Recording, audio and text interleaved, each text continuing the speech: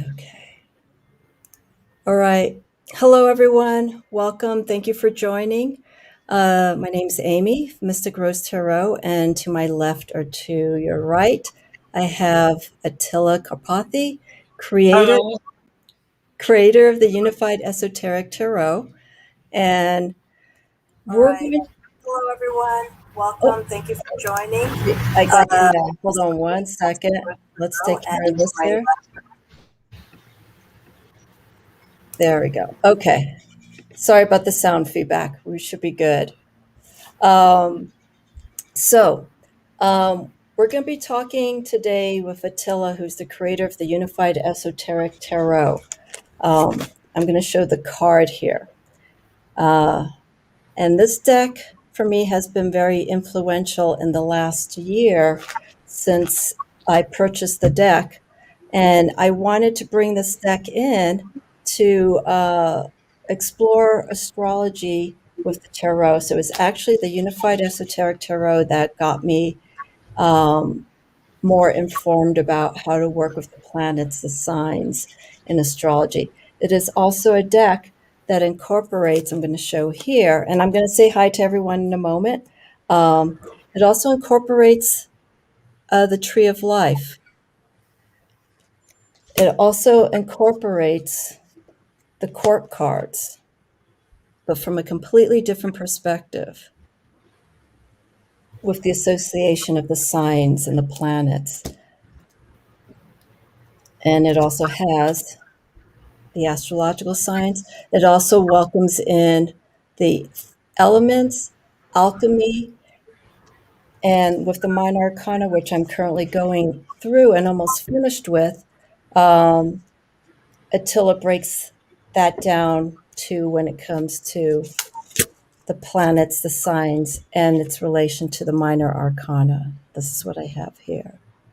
Okay, so Attila has the deck next to him, so I asked him if he can have that ready, so when we're talking, there we go. You can see, well, as he's explaining, some of the associations that he has. But the thing that really piqued my interest with this deck and speaking to Attila is that he has been working on this particular system. And I don't know, is it safe to say, Attila, that this is your own system, but you've had outside influences? Yes, yes, it's a system I developed in the last 30 years, and 30. I'm still developing it and Oh, no. still working on some details. Some more You can changes. hear me now? I can hear you. Uh, very minor changes will be. Okay. In the next deck I'm working on, called the Karpathy deck, will be a very minor change regarding only the minor arcana cards. I The realized there must be a small change, but it's not that important at the moment. We can talk about the system how it is now and why it's different from the Golden Dawn system. Okay, definitely. Let's go ahead and just go into it. But let me first say hello to everyone. Gerald, thank you so much for coming in. And I see that you can only stay for a little bit, but that's totally fine. Nancy, thank you so much for coming as well. Woolly Hermit, thank you. Thank you for joining. Debbie 777, thank you as well for coming in. If anyone has questions, I'm going to wait a little bit towards the end of my conversation with Attila. And if you do have any questions, put them in bold so that I can see it and then post it so Attila can look at the question and answer it. So with the background of Attila's practice, it's very in-depth and it's complex, but this deck, the Unified Esoteric Tarot, is encompassing all of that, but trying to make it in such a simplistic form so people who work with this deck and some of his other decks can follow along with his system. So, but what I want to do is I want to back up. Attila, tell us a little bit about your background, where you're from, not family history or anything, but where your origins are, where you are right now, and how you just came into the tarot, and then your exploration from the tarot to where it is right now. Okay, I was born in Transylvania, and currently I live in Bucharest, is the capital of Romania. I started my journey into tarot when I was 21-year-old, and I bought a book which has the Riddle-Waite deck with it. And after that, somebody gave me the book of Aleister Crowley, the Book of Thought. So I studied the Book of Thought, and I worked with the Riddle-Waite deck. Okay. Those were your two primary decks. Yes, I know. I only use Crowley's book, Okay. the book, only the book. And I use the Riddle-Waite deck, but only the deck. It was a combination of Crowley and Waite. Wow. Those are Yeah. two completely different perspectives. So, No, they well, basically sort they of. use the same golden dawn system, but I think the Waite book, the Pictorial Key to the Tarot, it's very minimal book. It mostly have the information copied from Attila, the interpretation of the cards, Mhm. and did not give too much information. On the other hand, Crowley's book, it's very rich in information, and Yes. you can learn a lot of things from that. Would you Crowley tell you so much more about the Golden Dawn system, while Wade didn't tell almost anything, you know? would you feel that Crowley's influence of the Doth deck and the book itself, because you said the book and you read I, the book. I think it's one of the best books about the Golden Dawn Mhm. Tarot. It's very, Crowley give very many information about Kabbalah, about astrology, about different things. It's a very rich book. Why the Weight book is very minimal in information. It doesn't really help someone to learn and understand the system. But reading Crowley, you can understand the system, how it was built, and how it works. Mhm. And I think it's okay. Uh, you know, when I started working, I didn't have in mind to create another system, make an alternative system to the Golden Dawn. It came in time. How I studied, I learned, I understand that system, I learned it very well, and I see shortcomings of the system. And then I started working on my own to improve the system. After all, it came out something very different. But it took me 30 years, you know, Yeah. it didn't happen from one day to another. No, I mean, when you're working with those kinds of influences and outside influences, which we'll talk about, to create the unified esoteric tarot, you have to Yes, because I study. was, You have to do your research. You have to be very yes, careful. I Go ahead. was curious why any of the card mean one particular thing and not another. It was the first thing that was very made me very curious, you know, and that's why I started learning astrology. When I started with astrology. Astrology first. Okay.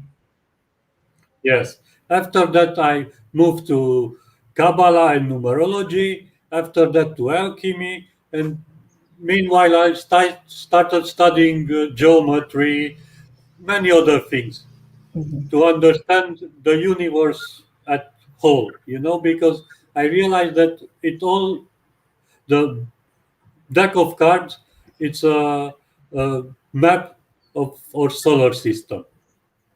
And I must understand how our solar system works, you know, Yes. because it's very important to understand the different why the Golden Dawn system is based only on the seven classical planets. Yes.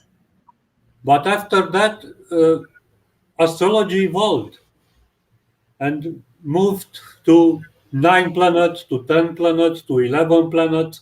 And to understand these things, you have to learn and understand things which is not in the Golden Dawn system. Mm-hmm. The Golden Dawn. Well, actually, what you're just saying right now, this deck, it's not really an extension of the Golden Dawn, but we have those outer planets that are placed into this deck. But it also changes the order, correct, for the rest Yes, of the deck in relation to the Golden Dawn, the way they have their correspondences. Because obviously you're adding 3 planets, so everything else needs to move along with it. Attila, let me jump in really quick. I'm sorry. Tarot Stash was mentioning, is the UET completely gone?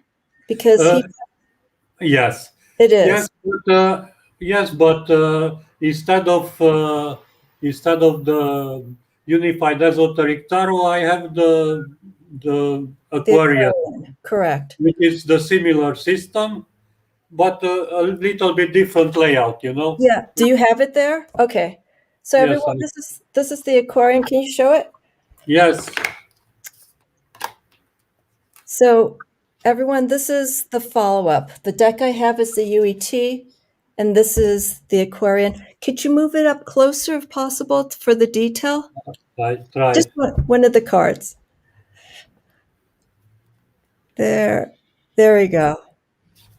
So the difference with this deck is that we see the color coordination for the elements.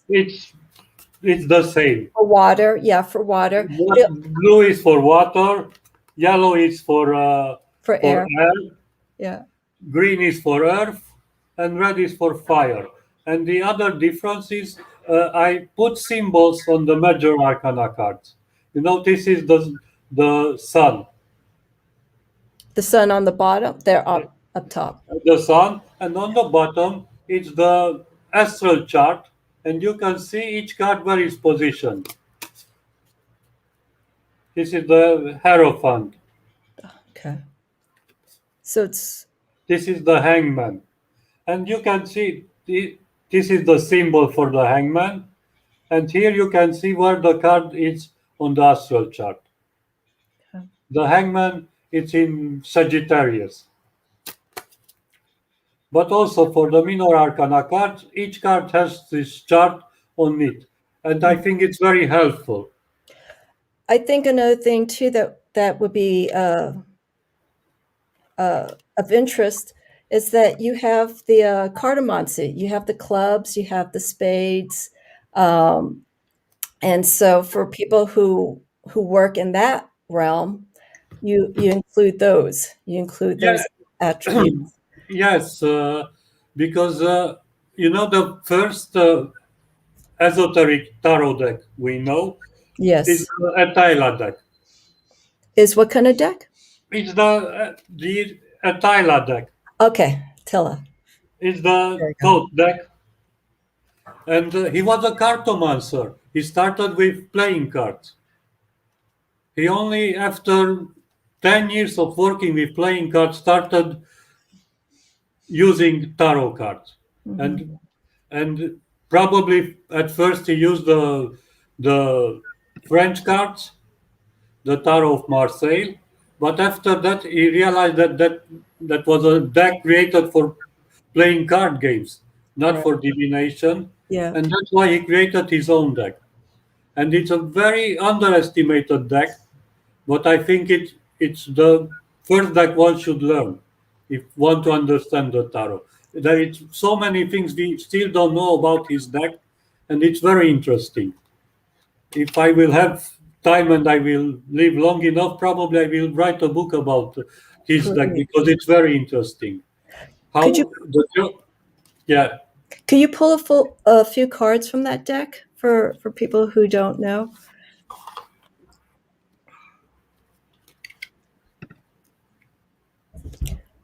Yeah, look at that. That's beautiful. Yeah, it's a beautiful deck. Yeah. Oh, sorry about that. That's okay. Wow. I don't have this deck, so is there Yeah, is there the any minor arcana cards are not that interesting, but they are okay. It's nice. is But there it's a very interesting deck to learn, to is there study. any astrology And references in that deck? uh, yes and no. Okay. Uh, there are few references, but they are very vague. We don't know exactly what system he used. He said he used an astrological system, but we don't know exactly what that system was. It was his own. He said he learned it in northern Italy, Okay. but he didn't give too much information about how It's and probably best that exactly way. the system. Yeah, I think it's best There that are way. there are many books in French language that would be helpful, but they are not yet translated in any other language. There is still a very rich French library of esoteric books which are not yet translated in any other language. Okay. How many of his writings do you have? And also his decks, Uh, Attilas. there are a few books left from Attila, especially a few of his pupils published books. I have one in French, but I don't know French that much to be able to translate it. I read. It's difficult for me. It's hard because when you want to go back I to didn't learn French in school. it's difficult because when you want to go back and find these writings, they're in their original language, either Italian, French. And so I believe there are some people who are looking into this to actually do the translation, but also I think the meanings of some of the words back then are quite different. So they have to be careful when you're translating this information that it comes across, you know, as correct as I possible. I found a very interesting blog a couple of years ago. Somebody started and translated many of the writings related to the Attillas deck. It's an Mhm. interesting. I saved some of the files, and Okay. I started studying the cards themselves to understand the system a little bit. Because if you start looking at the card, you will see some significant differences. But anyway, what people should remember is that both Waite and Crowley use the Attila interpretation of the cards. Yes. The minor arcana cards are all provided by Attila, Hmm. and without his work, we probably wouldn't have the work of Waite or Crowley. Okay. Justin Michael, can you see the comment that I posted? Are you familiar with this I book have to look in. in YouTube? It's The History of Occult Tarot by Rob Decker. Are you familiar with this book? Yes, yes, I know the book. I Okay. read it. Yes, I know it. To go back, because I know we're going to go back and forth with information because of your rich history.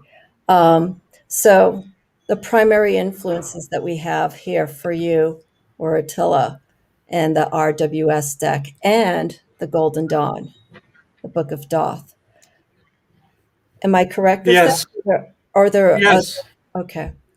So when you started off with those influences, at what point did you feel that you wanted to create your own system? What influenced you? What inspired you to move in that direction? Uh, And what was um, the first deck? I Was this the first deck, the Unified Esoteric? Was that your first? yes, that was the first deck. Okay. It's actually the second because I started making a deck about 20 years ago, but I didn't finish it. I still have some files, but I didn't manage to finish back then the deck. So it was about 20 years ago, and when I start working on my own deck, uh, I I realized that I need to make some astrological adjustments because the golden dawn system doesn't work for me. Because you felt it was to resume only working with the 7 classical planets wasn't good enough for me. okay. I realized that the system is incomplete. You know, one should look at the map of the universe as Ptolemy. Oh, we have a frozen second Oh, here. There we go. yes. So one should look at the map of the universe, how it in the Ptolemaic system, how it was 2000 years ago envisioned, and what is the reality, how is the solar system in reality. And when you see these two images, you will understand why the system need to be upgraded, you know. That's why how I get to the conclusion that 7 planet is not enough. I understand how it works. Mm-hmm. I understand you must learn it to Yes, understand it. of course. I understand why you have 7 planets and how they can be distributed to 12 signs.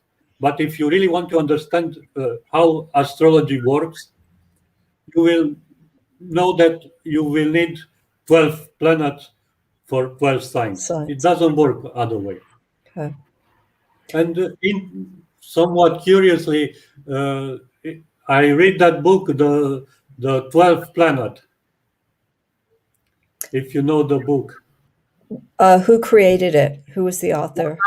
Stitchen, I guess his name. It's a Russian guy who came with a theory with a 13th planet, Okay.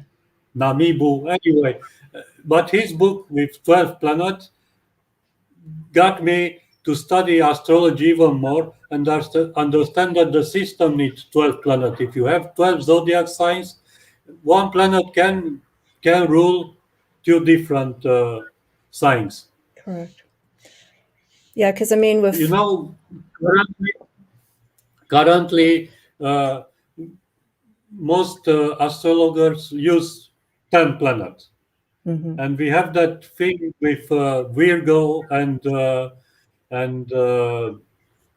Gemini, with Mercury ruling both signs.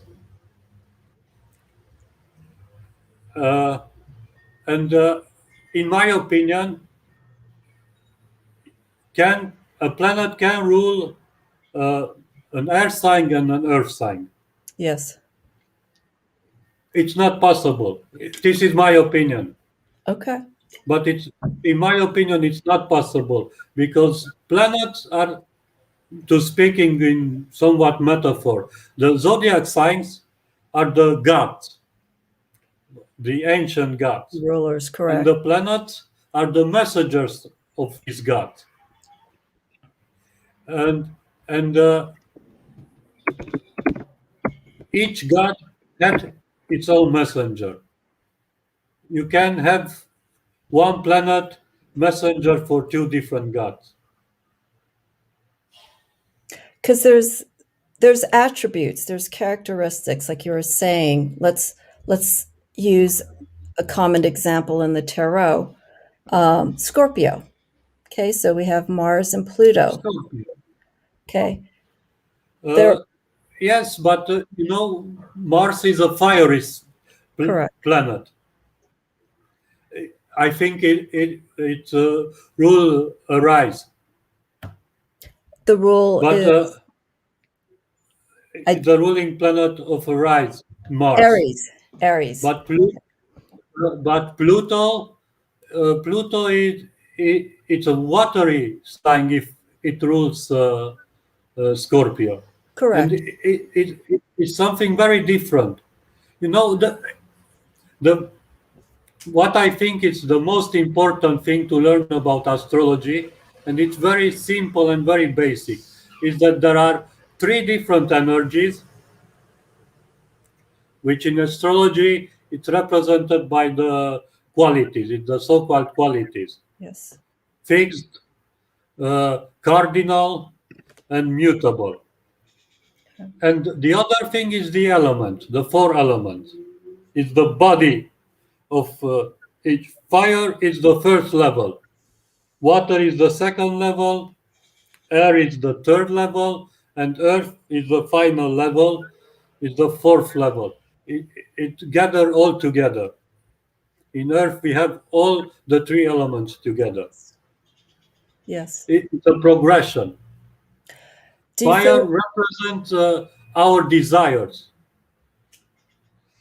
Water represents our feelings. The desire, alchemically discussed this, the desire is transformed into feelings. Then the feeling is transformed into thoughts. And after that, the thought is transformed in action. It's Yes. materialized. It's coming real. It Yeah. becomes something real. Mhm. This is the traditional Western occultists say that the fire is the purest element and the highest level. And I think it's wrong. It's the other way around. Fire is the beginning, not the end.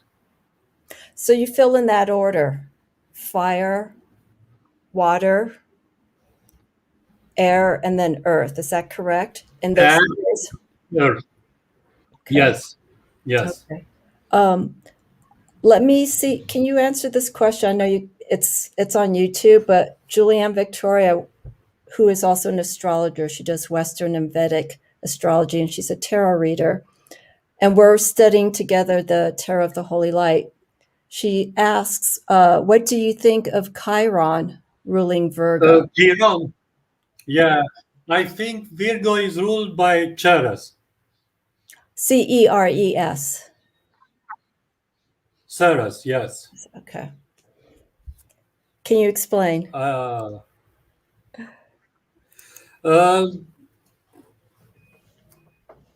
just a second. Alrighty.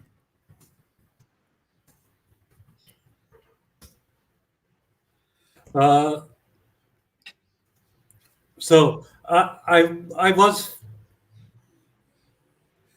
I was looking for a planet for Virgo and for Taurus. Is the two signs where I'm not very sure what is the ruling planet. It's after searching, I was looking at Chiron, but I found somehow Ceres more appropriate. It's a planet regarding the harvest, and Virgo it's in autumn, it's in the fall, and it's about harvest. Yes. And I thought it's very interesting if we go back to the Sumerians. It's Tiamat, and I goddess? think Tiamat, the goddess. The goddess Tiamat, who was murdered by Marduk. And I think in the Sumerian mythology, Tiamat was cut in two half. And I always thought that yeah, yes, split in two. Okay. And I always thought that Ceres is the one half of Tiamat. Wow. And most likely the other half is the ruling planet of Taurus. Wow. That's amazing. But we don't have yet this planet. Well, there are astrologers that are using, they're using Ceres. Is that what you're talking about? Yes. Okay. Yes, I use it. I use it in my charts when I do charts. Okay. Let me throw a question in. When I was doing my live yesterday, I had a viewer. I don't know if she's going to be able to watch this. She asked me, because you do have it in your deck, you have Earth. You have Earth as a planetary reference to a sign. I think it was Earth maybe in Virgo. To Taurus. But that's the Yes. only card. That's the only card where that placement of Earth is in Taurus, or is it also in Virgo is it in another earth sign? No, no. It, uh, the Earth, it's symbolically the Earth, Okay. because we have to make a distinction. If we work with this 12 houses system, it means that it's a geocentric model, and that means that the Earth, the planet Earth, is in the center, and the houses is around. The Yes. 12 zodiac signs and the houses are all around. So it's what I tell. It's the missing half of Tiamat. One half is Charas, the other half it's Earth. It's a symbolical Earth. It's the other half of the planet ruling Virgo. Okay. So would you feel then that Virgo's placement with the planet of Mercury is appropriate and not for Earth? Does that make sense? Mercury ruled Gemini because it's an air sign. It's Correct. very different from. It's a very different energy. Yes. Yeah. It's a So very different energy, and uh, an air sign. It's a thinker. An earth sign is someone who do things. Who creates things. Who make something happen, make it real. The Gemini Mercury came with the plans, but someone must build that plan to make it real, to become real, to manifest itself. okay. To manifest itself, you need an earth sign, a worker. Correct. Earth, earth relates to work. The old Sumerian mythology said that God created man to be its worker. That's why Taurus, the first earth sign, which I think is the most, it was the first man was in the Taurus, because it was the perfect worker. The primordial man was the perfect worker for the gods, who served the gods, work for the gods. Well, what I find is interesting is for if we look at the signs elementally, because that's how I I relate with the astrology. There with the earth signs Taurus, Virgo, and Capricorn. Okay. All earth Yes. signs, but their characteristics, mutable, fixed, and cardinal, is, how they approach that ethic of working or whatever, how they approach that energy of that earth Yes. influence. Here I have another very different theory regarding astrology. I think that the three qualities also represent three different genders. That's right. The gender attribution in the Ptolemaic system, it's arbitrarily.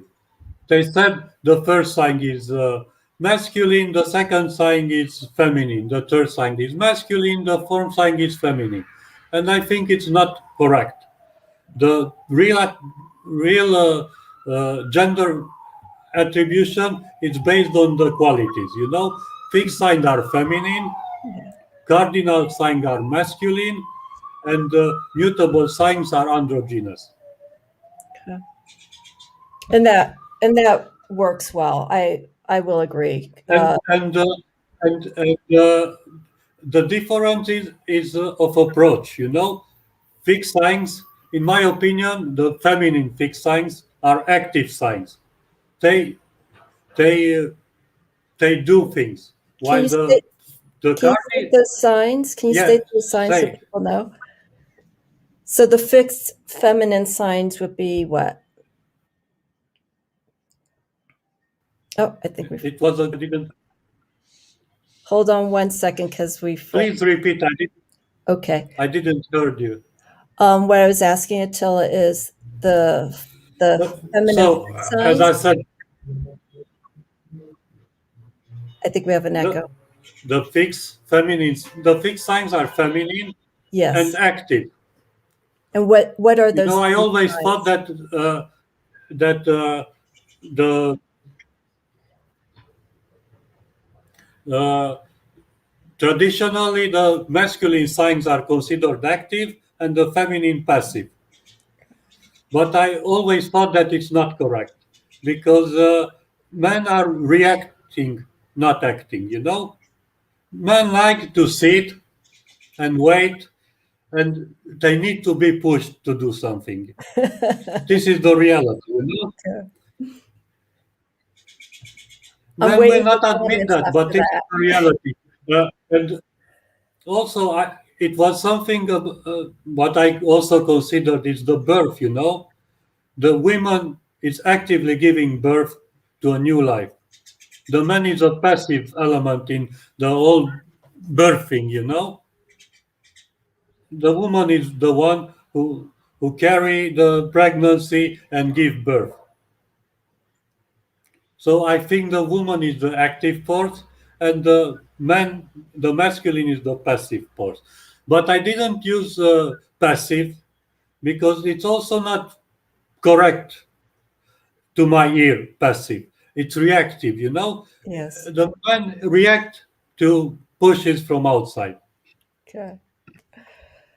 It's interesting because when you're using these words, and also in your deck, you have reactive, uh, Yes, neutral, and active to represent these energies. yes, So that's a different approach. yes.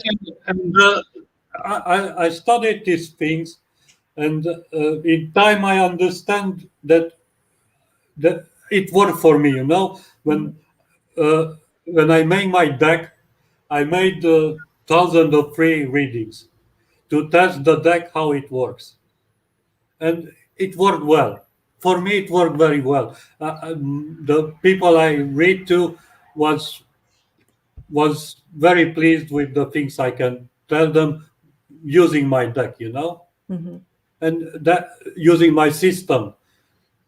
Because first I didn't have the deck, I only have the system. I still use the weight deck, but I tested the system and it worked. Is it possible using your system? Let's see, this is going to be hard. I really wish you had a book, and I know you've already explained to me. There's no book, by the way, for the Unified Esoteric Tarot, but there was one. Uh, There was once. it will be a book. It will be a book, and it will be very soon, I hope, because I'm working now on a very large project. I will have 26 books about tarot. How many Uh, books? I have 26. Wow. Okay. When I have a, I have a, I have this new concept. I think it's new. I don't think it's book like this. It will be divided the book in three different parts. Okay. One part will be the same in all the 26 books, and it will be the tarot as a whole system referring to astrology, alchemy, numerology, Kabbalah, explaining all these things. Mhm. In the second part, I it will be a little bit shorter. I will deal with one card. That's why there will be 26 books, because there will be 22 books, one for each major arcana card. Okay. And then I will have a book for the court cards, and separately for each element, the minor cards from each element. So that's why we 26 books. And in the third part of the book, it will be a combination of tarot journal with exercises. Wow. So I want to have the theory and the practical part in one book. Mhm. That's why there will be very large books.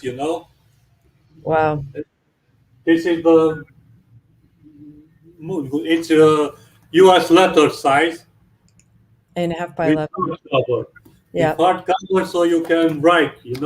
It has pages where you can write things, and it will be similar. The tarot books will have a third part with journal to make daily readings and write down what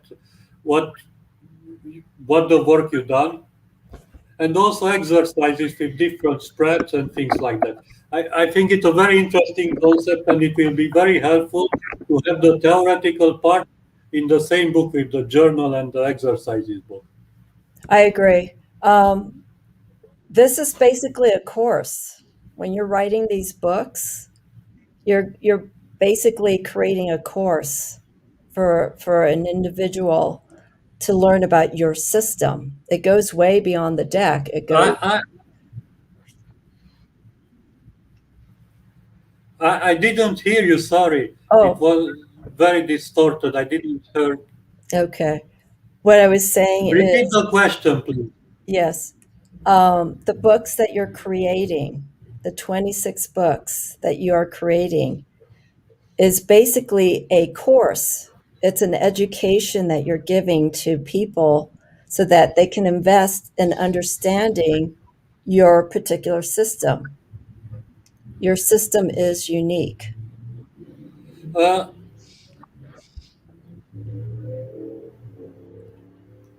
uh, I call it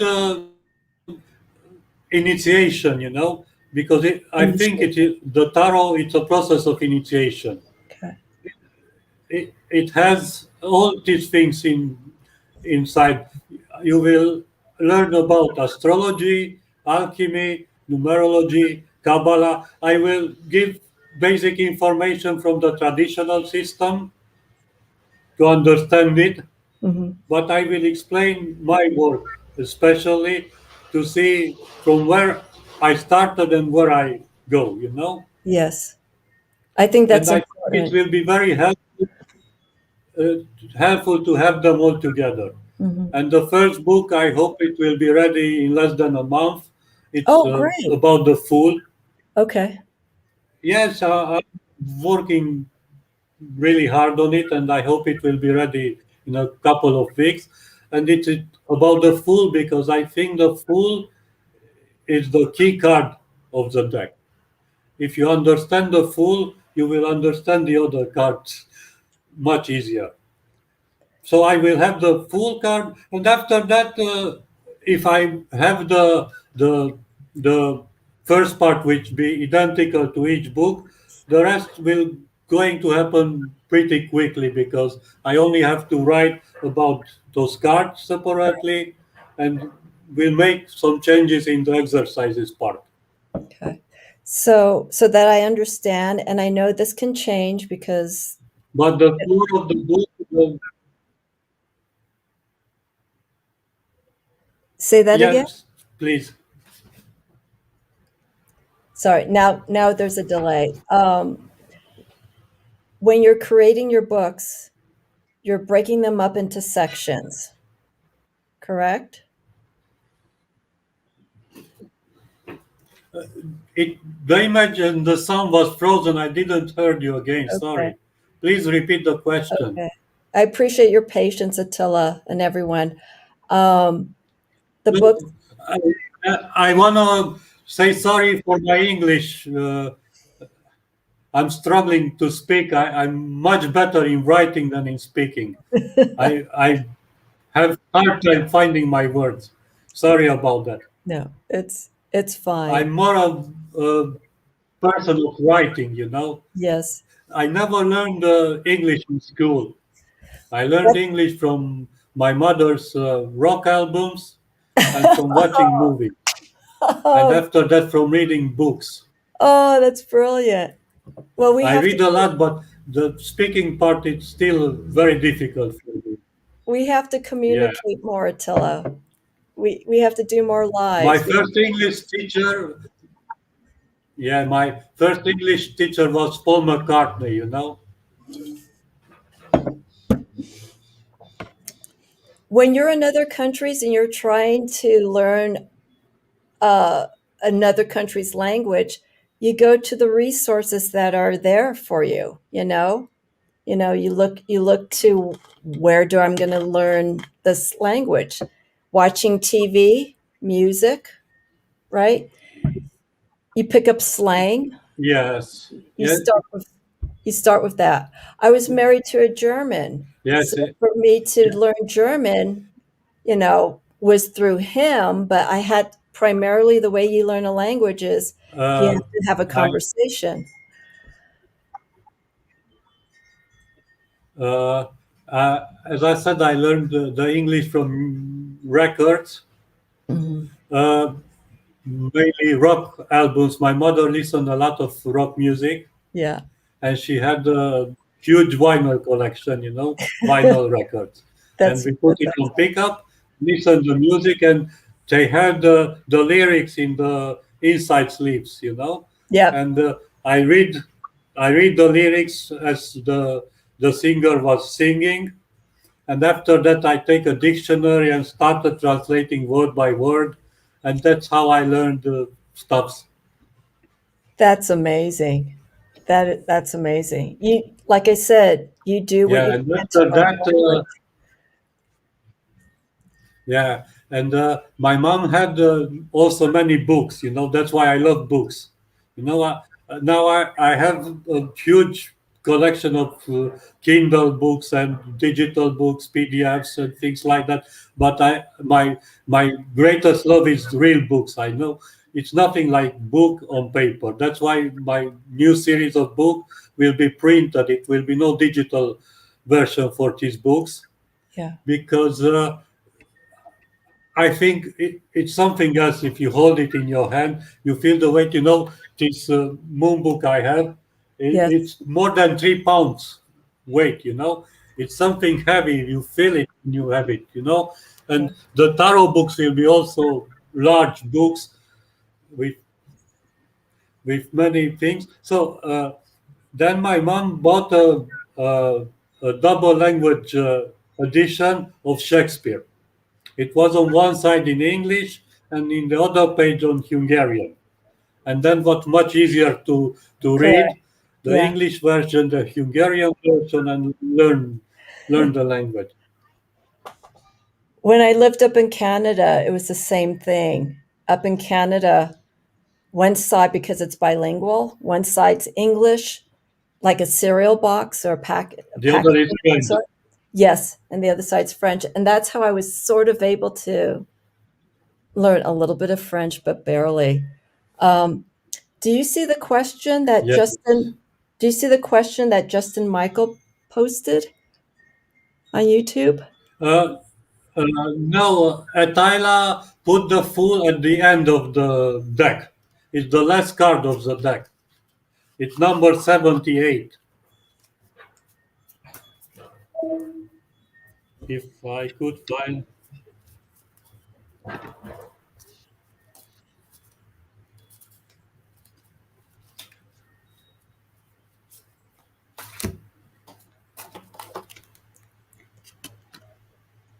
Do you see this, Justin? So it's the last card and it's numbered 78. Okay. I mean, This so is the fool in Attila deck. It's a very interesting thing, you know. Uh, very few people knew that the fool, as Justin said, it was between judgment and the world. Most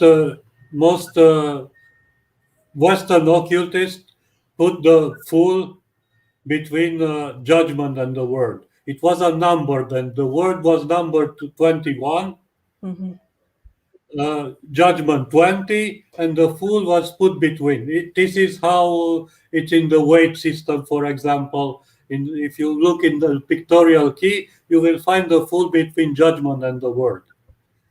But it was Crowley who put the Fool at the beginning of the sequence of the Major Arcana card before the Magician. And it's complicated to explain now why he did that, but he did that mainly to adjust the astrological attribution of the cards, because some card was off the sequence, doesn't fit well. That's why he also made the changes of That's like, lust yeah, and adjustment, because lust in fits much better Leo, and must make that shift to have strength or lust in Crowley's version to fit Leo. yeah. I've been doing the same recently with just most of my decks for astrological purposes. I've changed the order so that astrologically, when I'm reading with the deck, I can look at the cards in the order. So in other words, Leo, the Hermit, and then Justice, and then I carry on with Temperance for Sagittarius, so on and so forth. The one card Yeah, the one card that I have a problem with, and maybe you can give me some insight on this, Attila, is if I'm ordering a deck astrologically like that, I'm sort of coming to terms, where do I put the Wheel of Fortune? Because the Wheel of Fortune is Jupiter. Where would I place that astrologically? Would I place it before Leo, or would I place it after Libra? How do you? depending how it works for you, because Jupiter is in Sagittarius. Yes, and Temperance. Now, it said that at the beginning of the time, the first sign was Leo, and if it depending how you, for instance, in my Aquarian deck, I have the cards put in astrological order. It's different from the unified esoteric tarot, and Oh, I started the and I used two different directions in the deck. The the the numerals the and numbers. the numbers and the court cards are enter clockwise and start from Arias. Start with the ace of wands, two of wands, three of Got wands, it. four of wands, and after that the other cards, the kings and the cards representing the planets and the zodiac signs are start from Leo and go clockwise. Leo, then come Cancer, Gemini, Taurus, Aries, Pisces, Okay. uh, Aquarius, Capricorn, Sagittarius. Uh, uh, Oh, you go backwards. Scorpio? If I, no, Sagittarius.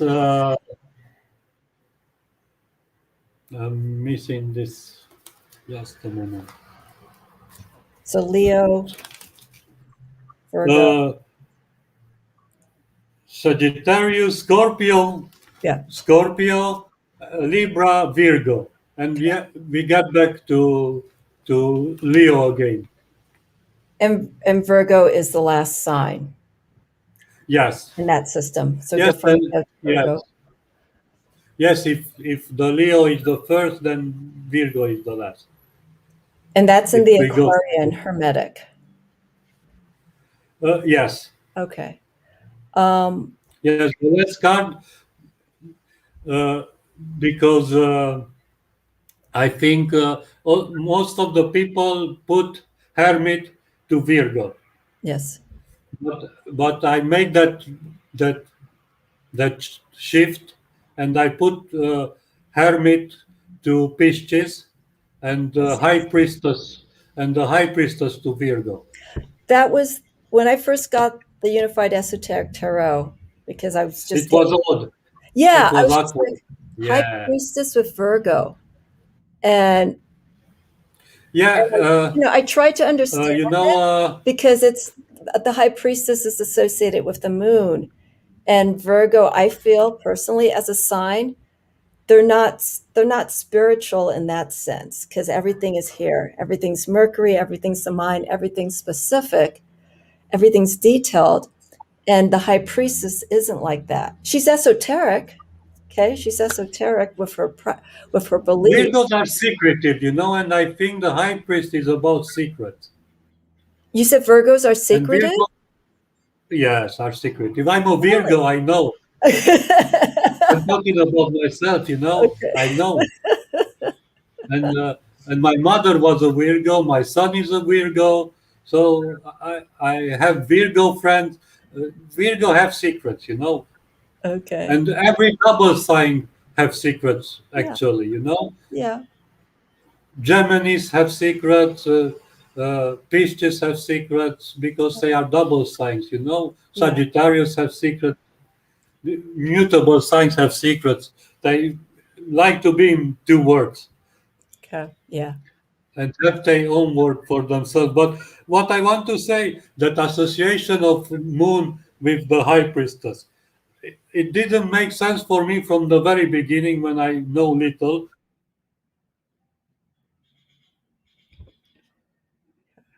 Oh.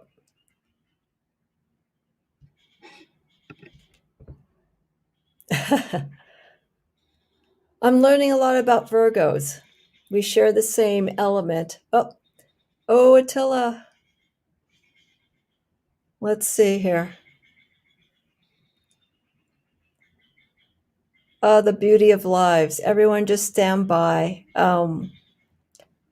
We can continue this conversation as Attila comes back. Um, yeah, when I got the Unified Esoteric Tarot and I was starting to go through the Decan journey, the first card is that I went to was the High Priestess in relation to Virgo, because I started my Decan journey the first Decan in Virgo, which was the last month, or the last week in August. And when I saw the High Priestess in Virgo, I was just like, I can't quite follow it. I did the best I could to interpret it and leave it at that. Um, and and whatnot. So this is why this deck was important for me, is because I can see different sides of this. I'm going to see here. I'm going to put your quote up here, Justin. Um, yeah, it does, and that's why I'm in this direction, and why Julianne, Victoria, and I are working with the Tarot of the Holy Light, so that we can get a different perspective, a different understanding from these different systems through Attila's system and and Christine Payne Towler's system. I know you have this deck, Justin, the Tarot of the Holy Light. Hi, Scott. Um, and so I think it's really good. And you don't necessarily have to know astrology for the tarot, but it's individual, and I want to learn as much as I can, but also be respectful of my practice and not to deviate so much away from my practice to move away from the tarot and focus solely on the astrology. So there is a lot. Um, yes, I like what you stated here, Julianne. There is so much to learn, and just when you think you've scratched the surface, there is still so much more to learn with the tarot. It goes beyond the major and minor arcana, and like Attila was saying, um, with the series of books that he's creating, it sounds, and like he said, him being a Virgo, he wants to break down very clearly each of the arcanas, the major and the minor, break it down by cards based on his system and going back into his influences. I think that's the best way to explore the tarot, going back to those roots, And so, Justin and Jonathan and Scott, everyone, Nancy, everyone who are creators and also practitioners, I tip my hat off to you. And Julianne, Victoria, you go to the roots. You want to understand. You want to really see why this deck is set up the way it is. And so with Attila creating a system like this, it's wonderful. So I would love to see this. He said the first book, oh, Attila, I hope you're coming back. He was saying that this is going to be 26 books broken up into sections, but specifically for this, for his decks. Let me go through the comments. Oh, Attila, I hope you come back. Let's see.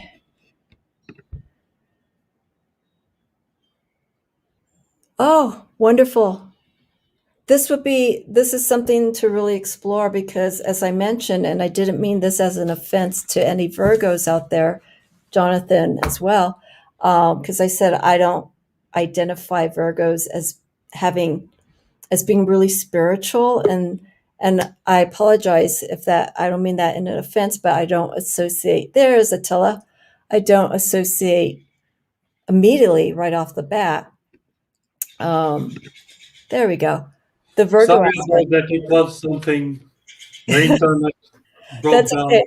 We're having a conversation. I'm like, come back. Yeah. So, okay. I was talking before you popped in just about your books that you're working on. Okay. So keep working on it. Finish the Yeah, series. no, I want to finish first what I started when my internet connection break down. So it was something in the very beginning that made me think about the moon and the high priest. There is a moon card in the tarot. You Yeah. don't need to attribute the moon to another card if you have a moon card. And it's the sequence, the moon, the sun. For me, the moon represents the moon, the sun represents the sun. With the stars, is a little bit different story because I originally thought that it's a reference to the fixed stars. But yes, to the fixed stars. Okay. But then I changed my opinion and I put the stars and I use stars with an S. It's more than one star. It's stars for Aquarius, and because on the card it's a pregnant woman. It's not one person, there is two persons. The second star, it's inside her. It's the new thing that will come, Yeah. I just got a visual of that while you were saying that because the Aquariuses are seen known as visionaries, so Yeah, they're always bringing something new. correct, different perspective, and Yes. and whatnot. So that's a beautiful way that you explain the Aquarius. And so yes, it's hard because it's hard for me because I'm trying to break out of the traditional ways of how we associate the signs. Like I was saying, Scorpio for Mars and Pluto. But it's when you're bringing in all these different influences. I like to understand why Mars in particular is with Scorpio. Why is Pluto in particular with Scorpio? And again, it's individual. If I feel those two planets work together for that particular sign, then I'll put it in the reading. If I feel that it doesn't work when I'm doing a certain reading, if Pluto doesn't hold that much influence, it's more Mars, I'll use that. So I keep in mind of the traditional attributes for the signs with the planets. And me personally, again, I bring in those influences as needed in the reading. But I also welcome, especially with your deck, we have Neptune, Uranus, and Pluto, and other planets, Ceres and Earth. And those are hard to translate astrologically. Yeah,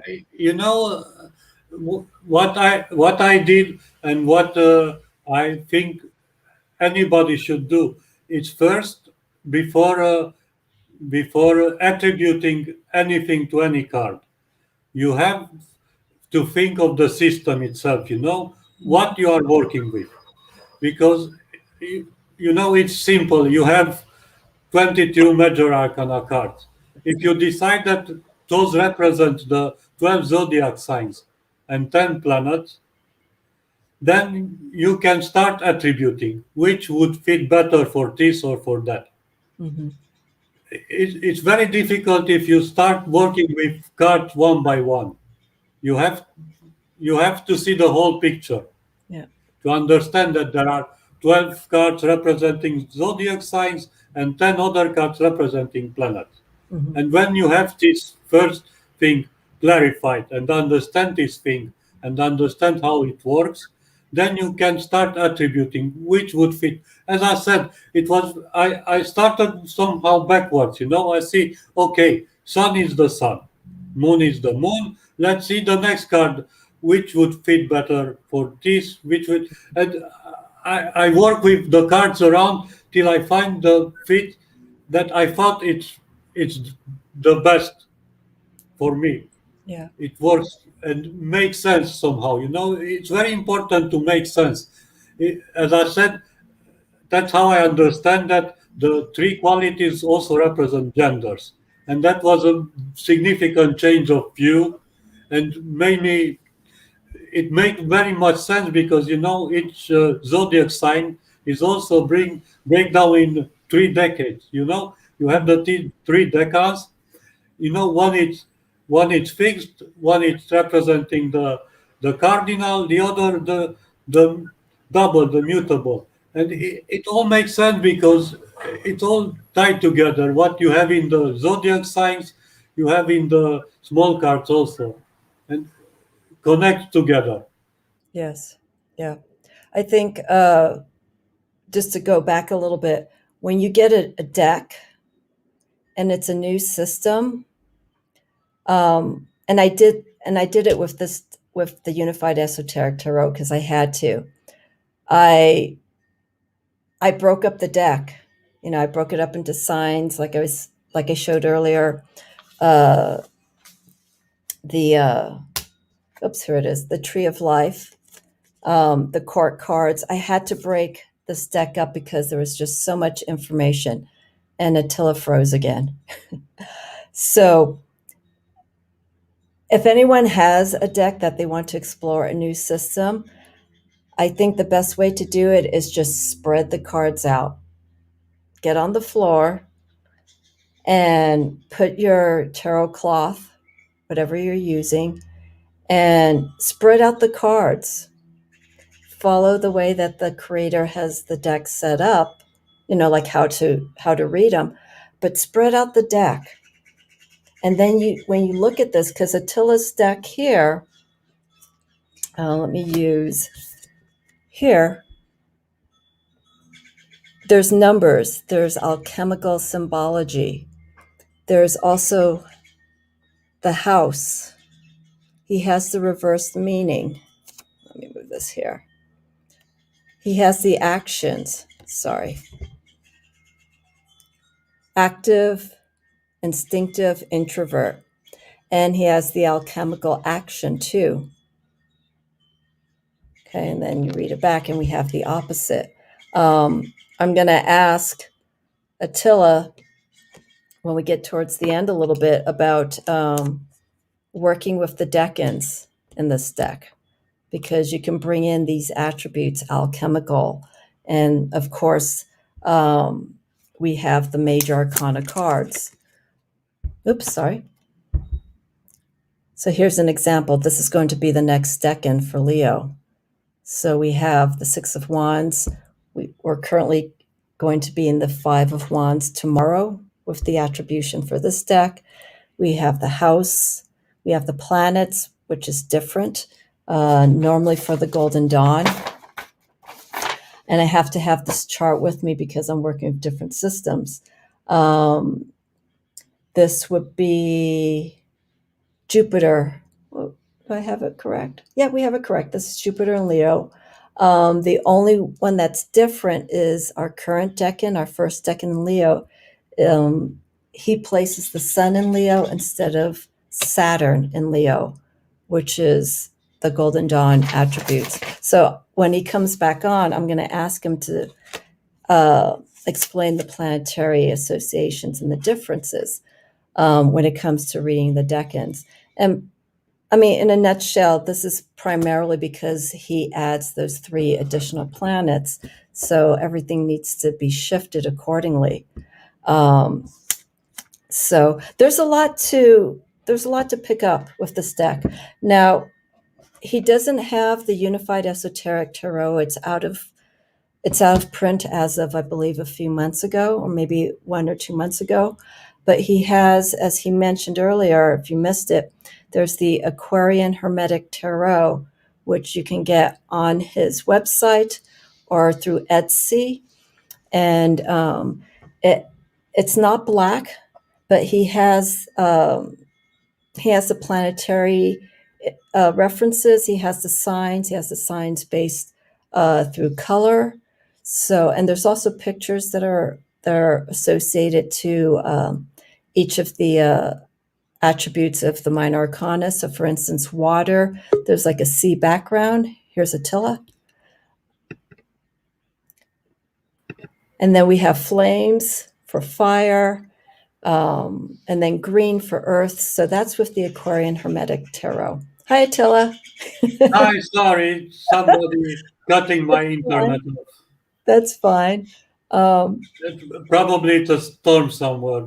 It happens when it storms. Okay.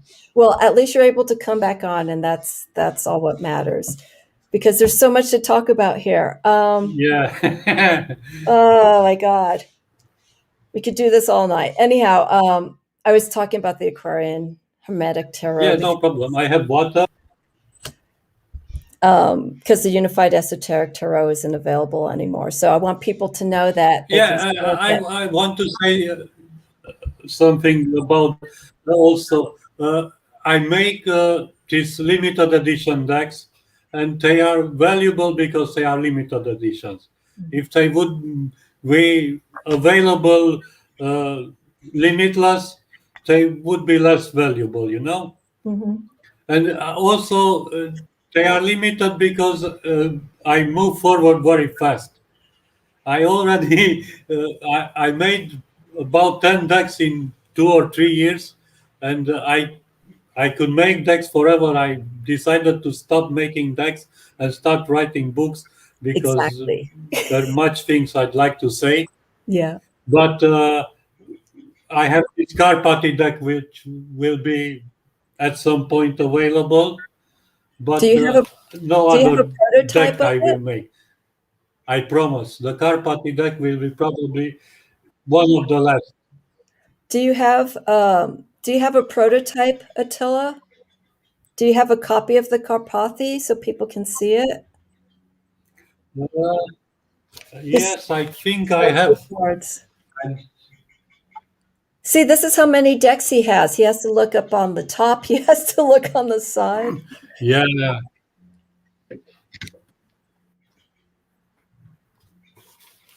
Yeah, see what I'm you sure can I find so bring people it. can see it. You have it. I think it's on. Yeah, it's on Attila's website. Some of the cards as well. I have a video of it on YouTube anyway. Let's see. If you find it, great. If No, not, uh, it's, you have to love someone who has to look all over with that love for this decks. is the Oh, love the packaging. Attila, can you move it up closer? Can you move the... There we go. Okay, yeah. You got the red stamp there. this is the back of the card, Okay. Nice. and the the deck is somewhat similar to the Aquarian. Oh, wow, look at that. It is. It has a similar concept of having the astrological attribution on each card, but I also will have the Tree of Life, and it will be. I'm still working on the design part. I'm not 100% Okay. pleased with everything, but it will be something like that anyway. This You're is the deck currently I use for reading. This is the deck I work with. Okay. Attila, really quick. Yeah. Slow down 1 second. Slow down. There were some symbols that you have on either side. I don't know if you want to talk about that, or because the deck is still being... I know. I guess I know what you said. It looks like a sigil. This one. Yes. Yes. Yeah. I'm not sure it will be this way. In the position. This is the curd card. You know, this is a queen, and it's the position where it looks the card. You know, Oh, it I looks. see. You know, yes. Looking So down or I this have way. that discussion with many people. They want to know where the cards are looking. You know, Okay. and this is a king. It has all the elements on it. You know. I see the top, bottom. You have the moon on the bottom. Yes. Depending on the card, you know, Okay.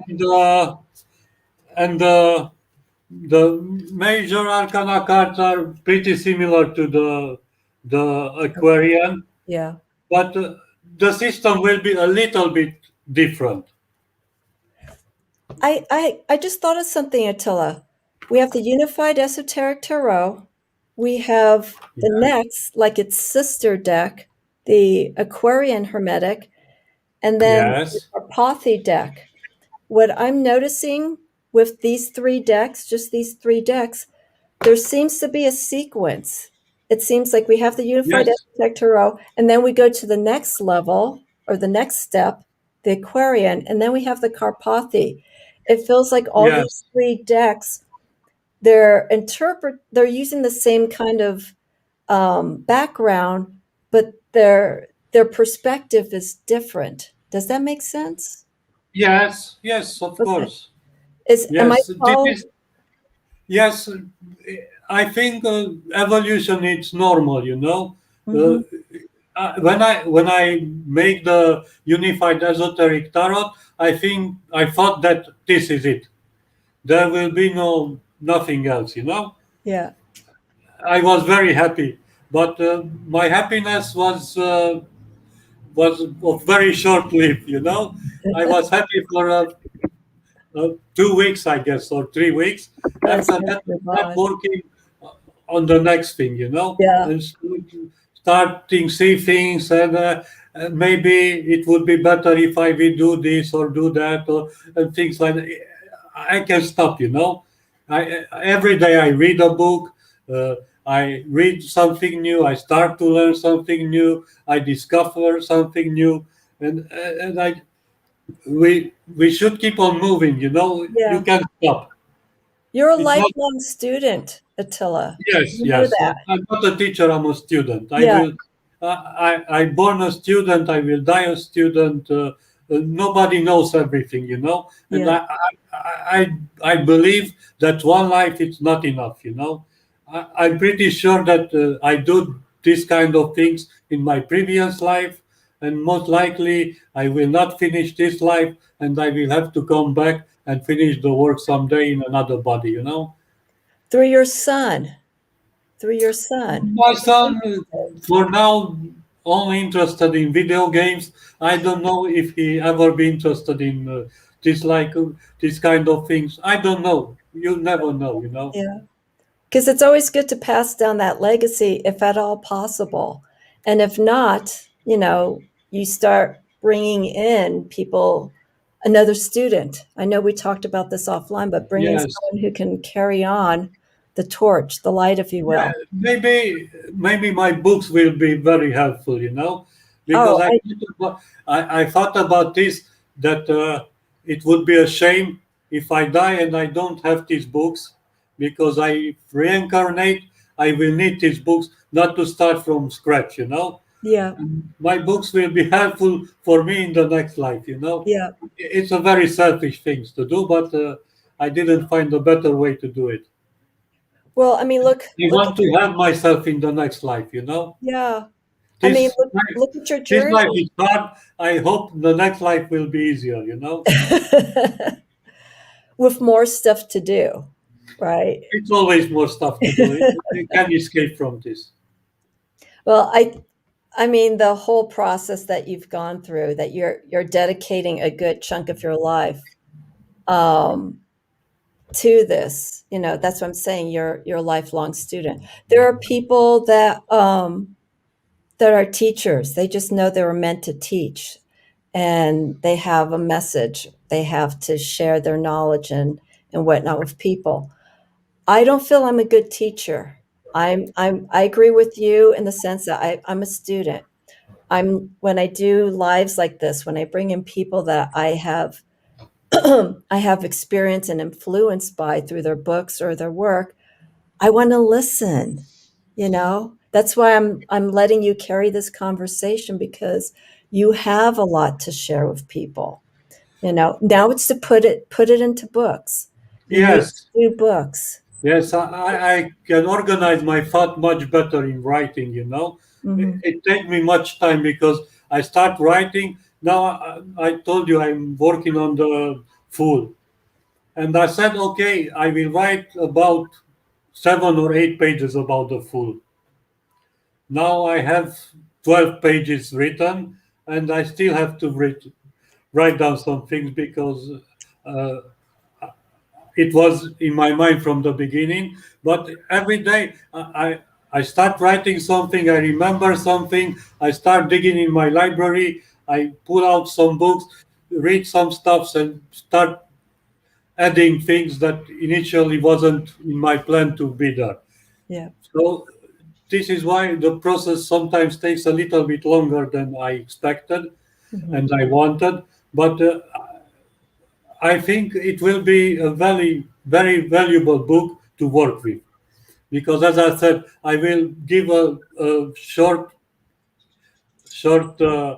explanation of how the traditional system is and what I do differently, and it opened the door to anybody to work on his own system, her own system, you know, to Yeah. find your own way.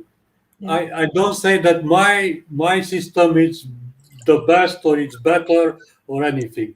Yeah. I just try to explain how I get to this system, and what everybody should do is to ask questions. You know, I hate that thing Yeah. that this is it and live with it. Yeah. No, ask questions, because that's why I think astrology is very stagnant and didn't evolve really much in the past 2000 years, because they take the system as it was, make very small adjustment to it, but without explaining it, you know, because coming back, the Ptolemaic system, it's okay and it's worked well with 7 planets. In the moment you start adding planets to it, the system it's completely ruined. It doesn't make any more sense. And nobody make that effort to explain how they integrated Neptune, Pluto, Uranus in the Ptolemaic system. Nobody explained that. They just say they added this, they added that. But in the original system, there was no room for that. Yeah. And if you start adding one planet, you have to came up with another system, because otherwise the whole thing doesn't make any more sense. It's, well, That's why people must ask questions, you know? I'm seeing probably within the last year or so, your yourself is included, that there are deck creators that are starting to create their own system. You know, they're realizing that that's, I mean, for me, the Rider-Waite-Smith, it's the first deck I had. I worked with that deck. I felt comfortable with it, and at some point, this is like 20 years ago. I remember saying when I was doing my readings, it was my only deck. I was like, I'm bored. I need something more from it. And then I looked into other decks. Imagery, I went to a deck where the images were different, a little bit more exciting, and RWS influenced. And then I got bored with it. And then the Doth came in. And that's a separate discussion. But I'm always looking for something different. You know, it's just I I'm not I get bored easily if I feel like I've gotten everything that I can from something and I need to have something to get my attention. So that's why I'm leaning and working more with decks that are non-system, because it's a challenge. I learn. I can't say Yes. that enough. I think it's so good to go outside of your comfort zone. And that's some of the things that I do here with other readers. Not a lot, but a few readers. They they don't want to explore because it's going to take up so much time, and that's understandable. You're not going to rush into a new deck that is not even related to the Doth or RWS influence. You can't jump into it. You got to have to spend time. Yes. Most people do not spend time, you know. There are many people who only collect decks, you know. Mhm. They I spoke with some of these people and they told me that they bought the same deck for 3 times because they didn't know they have it already, you know. Wow. And that means that they didn't spend time with those decks. Yeah. And some of them, those decks maybe are not interesting from Mhm. that perspective. Many are Riddle-Waite copies or Crowley's thought deck copies, but other decks may be worth the time. If you buy a deck, you have to spend some time with it Yeah. and understand it. The problem is that there are too many commercial decks, you know. It become a whole industry, you know. Mhm. And there are so many decks. It's very difficult to to realize to know what is a valuable deck and what is not a worthy deck. I can answer that. I think that's it's individual, but I think when you're exploring, you know, when you're new to the tarot and you really feel that drive to really want to connect with this kind of practice, this kind of work, you'll go through decks. You'll go through decks, and I'm not talking deck creators, but you'll go through decks. And during that process of going through these decks and looking at them, you're also changing as well.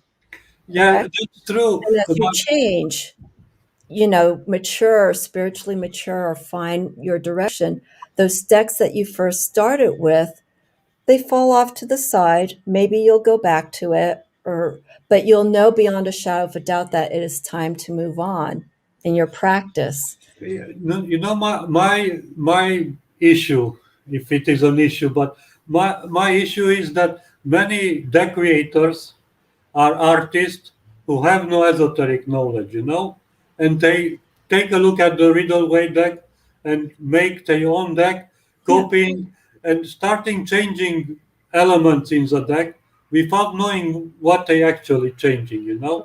And I think it's a little bit dangerous because we can talk about the Riddle Way deck for days. For instance, the Ten of Sword. What they wanted with the Ten of Sword, Mhm. because it make no sense. If we look in the Golden Dawn system, it's Sun in Germany. What has to do Sun in Germany with 10 blades piercing a body lying in the mud? Mm-hmm. But you know that image become very common in many decks, Mm-hmm. and people copy the image without understanding what it's supposed to mean. Yeah. And I think it's dangerous. Yeah. Well, the image is just something that strikes, the individual when they see that, and they just think, wow. And when you're offline, I have mentioned the importance of going back and understanding, the roots of the tarot, and seeing the progression, and understanding that the Ten of Swords, anything negatory What in you it, say to a client, you make a reading, and the outcome it's the Ten of Sword. and they're What just you like, will say to what you work with the Riddle Weight deck, and the client will see that bloody end, that yeah, that physical death. And it's very difficult then to start explaining to the client who maybe don't know anything about tarot yeah, that that sword represents thoughts, and it's not about physical death, yeah. and whatever. Yeah. I mean, that's why, a majority of my decks, I don't have people. I work with, I understand. like this. Yes. So people can just focus on the energy, and that's what draws me to cards, energy, and of course information that's on it. Pictures, um, if someone's listening to what I just said, they're like, "Oh, how can you not want to have a deck that has nice images?" I'm an artist, so yeah, visually that'll be That's part why, of it. in the Karpathy, I said I will use geometric symbols. Yeah, because that's a visual. You have what? Okay, here's a good thing to ask. What makes a visual? Does it have to be a person? Does it have to be, what represents a visual? A visual is a form of energy that's being um, that's being portrayed, I guess, in different forms. We have painters, abstract painters, right? Yes. Um, where for one person, they're like, oh, all what I see is a whole bunch of colors mishmashed together.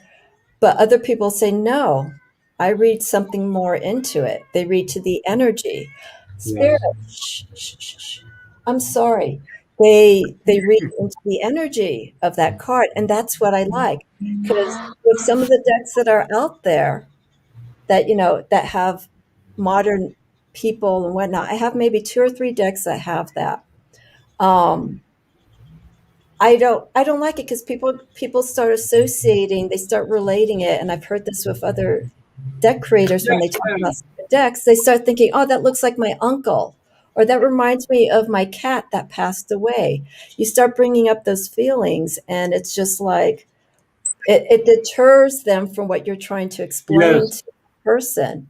It's like, no, Yes. it's yeah, the cat is symbolic, but it's not symbolic of your cat that passed away. It's not representing that. And so it's understandable people who want to work with the Marseille because there's no images. You're working on, the placement of those tools. So Yes. Yeah. Yeah. Of course, it's a matter of taste, and I have very, very, very few decks because I worked almost 25 years only with the the Riddle Way deck, mhm. and after that I started making my own decks, and from that moment I work only with my decks. It's my energy, my work. I understand it. I read it much easier than anything else, and I see that I have performance with these decks, and I work with them. But for somebody else, I understand that people are buying images, and if Mhm. they like the art, they will buy the deck, and I can understand this. But Yeah. as I said, it's a little bit dangerous because if the artist didn't have the knowledge and the buyer is a beginner and didn't have the knowledge, they may have a very unrealistic interpretation of the things. Yeah. You go in a dream world. Yeah. That's why we have this discussion about knowledge and intuition. Intuition is very, very good if you have intuition or inspiration, because it's another thing. It's two different things, I guess. Mm-hmm. Inspiration is coming from spirit.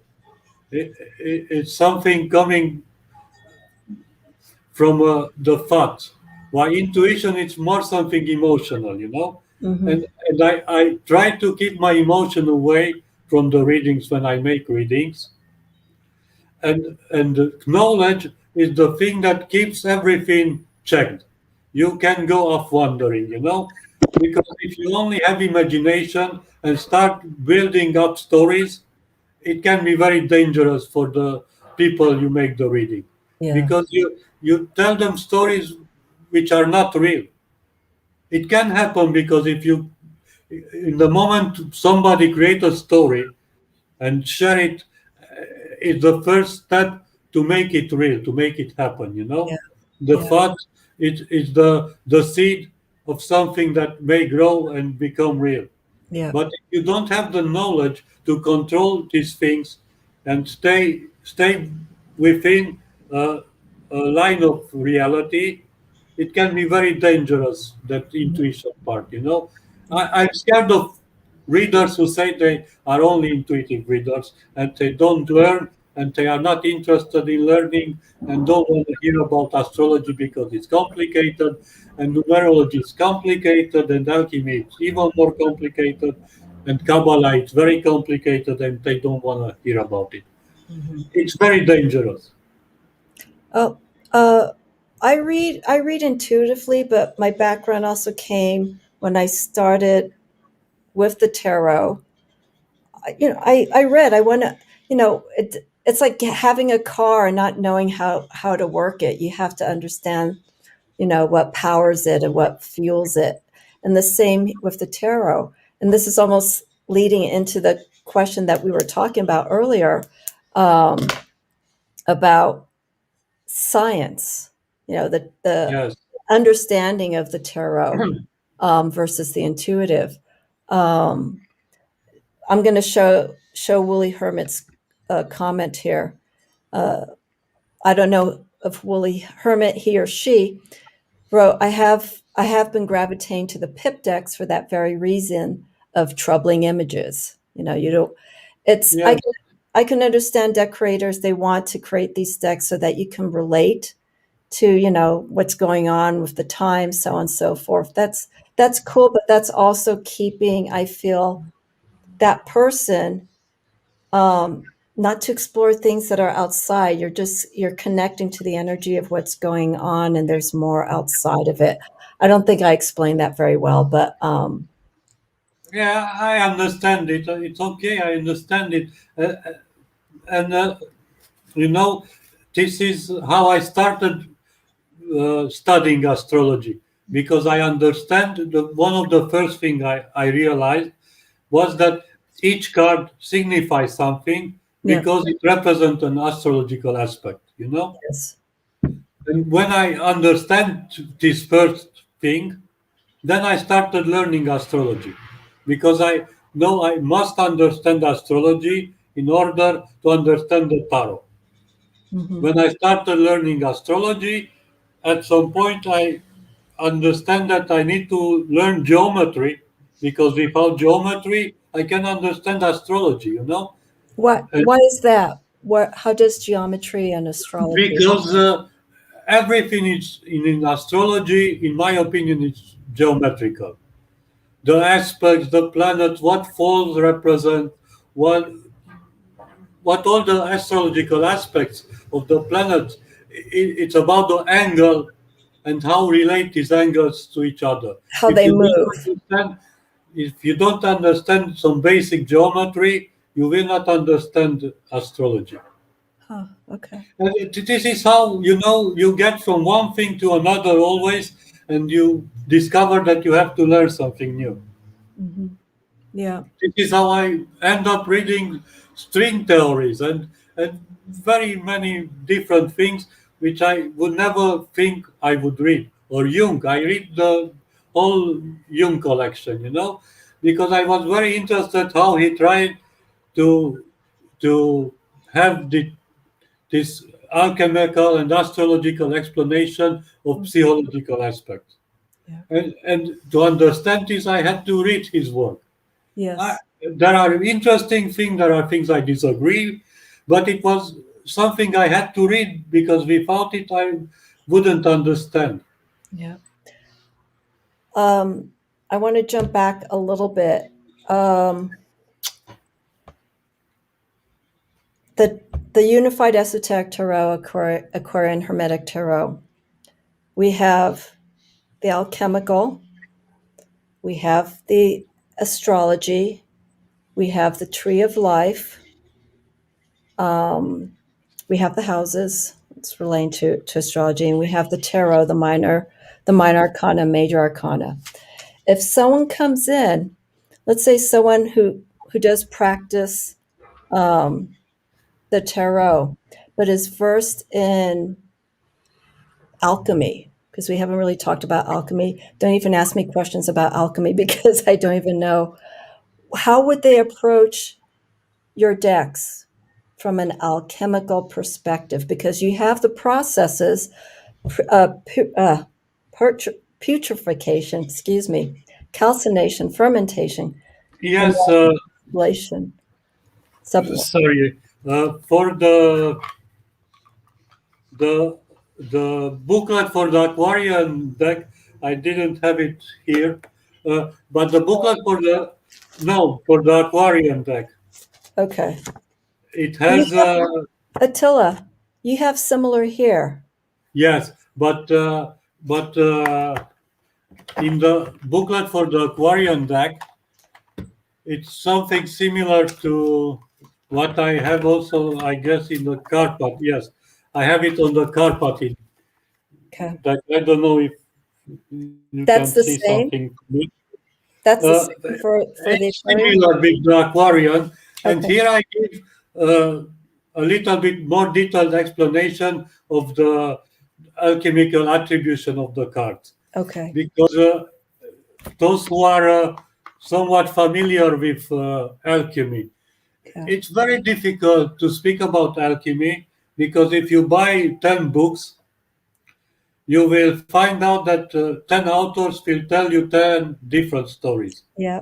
It was very confusing for me at the beginning because I bought a couple of books and I said, okay, I bought this, I don't know, 5 or 6 books I bought for first time. And I said, okay, these are modern books by modern authors. They studied the old books and they sorted out. I read them and I will understand. And each one of them had a very different explanation for everything. You're They not getting an answer. they don't have the same explanation for the same thing. Yeah. And I said, well, this will be very troublesome. And then I started reading old books. And I started reading the old books, and that's how I started to understand a little bit better. Yeah. But it's very difficult to read alchemical books, even more especially the old ones, because they are coded. They didn't set things straightforward. They make parables. They make all kind of things. Things are changed up, switched up. They keep it secret. You have to figure it out. They put it in an order, but it's not the real order. And everyone has a key, and you have to find that key, and it's an adventure. They probably But did that intentionally. It was yes, probably yes, intentional. yes, because yes, they did it. Yes, they did it intentionally, and it's very interesting. Yeah. But it will it will rob you a lot of time. But I think I found an explanation, and I find a system that works together with astrology, with numerology, and with the Kabbalah. Because this is why my deck was called Unified Esoteric Tarot. because I was looking to find similar things in these four branches of the esoteric science, and I started for looking to find that three qualities and the four elements in alchemy, in Kabbalah, and in numerology. And when I have these things uh, together, they are complementary and they sustain each other. Yeah. If it's correct in astrology, it will be correct in alchemy, it will be correct in numerology, and you will find it in Kabbalah. Mhm. But it took me very, very much time. Yeah. Yeah. You mentioned, 30 years. yeah. In And this life, I don't know in previous life how much. that's why I want to shine this deck and your work out to people, because it's fortunate and unfortunate in this industry. It's a lot of networking and whatnot, and some people are just so committed to, like yourself. I just want to write my books. I just want to, create these decks and get this information and knowledge that I have. I don't have time to, do whatever amount of posts a week. That's a different business. That's a different Yeah, side. yeah, Because it's I very feel Attila, difficult.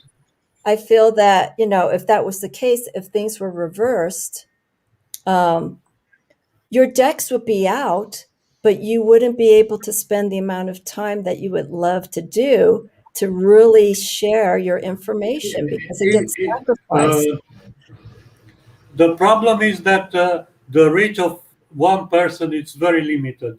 Oh yeah, it's hard. Uh, these social networks are built in that way that your reach is very limited. Yeah. I have about 1,000 Facebook friends, but only 20 people, and the same 20 people see my post every day. And it's absolutely useless. It's a waste of time to put that post. I put the post there every day, but Yeah. it's very useless. And it's the same. I tried with Twitter. It was absolutely worthless for me. The Twitter, it was a waste of time. I didn't have the reach. That's why it's maybe much better if you don't go to a publisher, because a publisher will have money to advertise you, to put you everywhere, and people will know about you. Hmm. But I have this small issue with the publisher that they rip you off. I was in music business for almost 20 years, and I know that everybody is getting rich except the musician. Yeah. There's a This is catch. how the business work. Yeah. Yeah. There's a catch to People don't everything. know it. Buyers don't notice things, but Amazon work uh, earn from one sold deck or from one sold book almost 20 times more than the author. Wow. That's why the author generally die poor, and Jeff Bezos go to the space with his own ship. And it's not fair. Yeah. He didn't do anything for those authors, Yeah. It's but he it's earned 20 times more than the man who created a deck of cards or wrote a book. Yeah. Well, Amazon, and we won't go on a tangent about that. Amazon is just getting hit hard because there's that aspect, there's the publishers, and then there's also the growing within the last year or so, especially with the pandemic and a lot of people creating decks. There's been the expedient growth of fraudulent decks, and trying to maintain that over the It's internet. it's Virtually very impossible. difficult to keep under control. We have that discussion with. It was a campaign uh, to stop this these illegal decks, you know. Yeah, piracy. And it is my opinion, as long as we print everything in China, it will be impossible to stop it, you know, because when a publisher sends his file to China, that file will be used to make pirate copies of the deck. Mm. You can stop it. People don't understand that China is not a democracy. It's a communist state, and state own everything, you know. It's not a private business system. Mhm. It's a centralized state system. A printer who have the files will give it to another printer because they are all owned by the state, you know. It's not private companies, it's just the appearance of private companies. And if a deck is successful, they will print it and make copies. They make copies of the telephones, they make copies of the the clothings and of everything it's made in China. And you Yeah. can stop them. Yeah. It is up to it is up to the publishers and the the industry back home in the US, in the UK, in Europe to stop doing things in China and start doing things back home. Yeah. This is the only solution. Yeah. I always thought it's very stupid to believe that a nation can be prosperous and can evolve while they produce all their goods in China. Yeah. Only China will prosper from that, you know? Mhm. And at some point, that should be somehow stopped eventually. It's. I mean, it's. I'm printing my decks in Hong Kong because I didn't find a, a another printer closer to home. Mhm.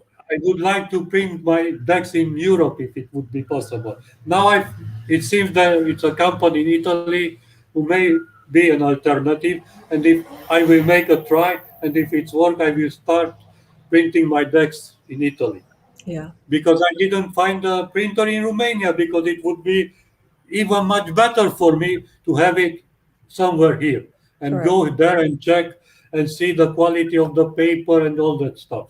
Yeah. I have this company I work with in Hong Kong. They are serious company. They don't make pirate decks. They never sold my deck, and I was lucky. But Mm. it's one of the most expensive printers from China. You know, Yeah. not many people work with them. Yeah. If you can find, especially like through Kickstarter, people who are, they have the sources. I have a deck, Oak, Ash, and Thorn, that was created, produced. It's ecologically made, all in the UK. And I've seen some discussions with tarot deck creators saying that they would be more than happy to pay, if possible, double the price for a quality deck, knowing how it was produced and that it's under control, if you will, and that it didn't go through a publisher, it didn't go through any hands. Granted, it still doesn't guarantee that that deck would be counterfeited, but at least it could lessen Yes, the chances of it. yes. If they don't have the original files, they will scan the cards and will make copies. Yeah, and then those are, You can stop it. Yes, it's very difficult. uh, But if there would be taxes, import taxes, and things like that, somehow it can be controlled. You yeah, know, yeah, the and so, problem is that most people prefer to buy cheap decks because if they wouldn't prefer to buy cheap decks, mhm.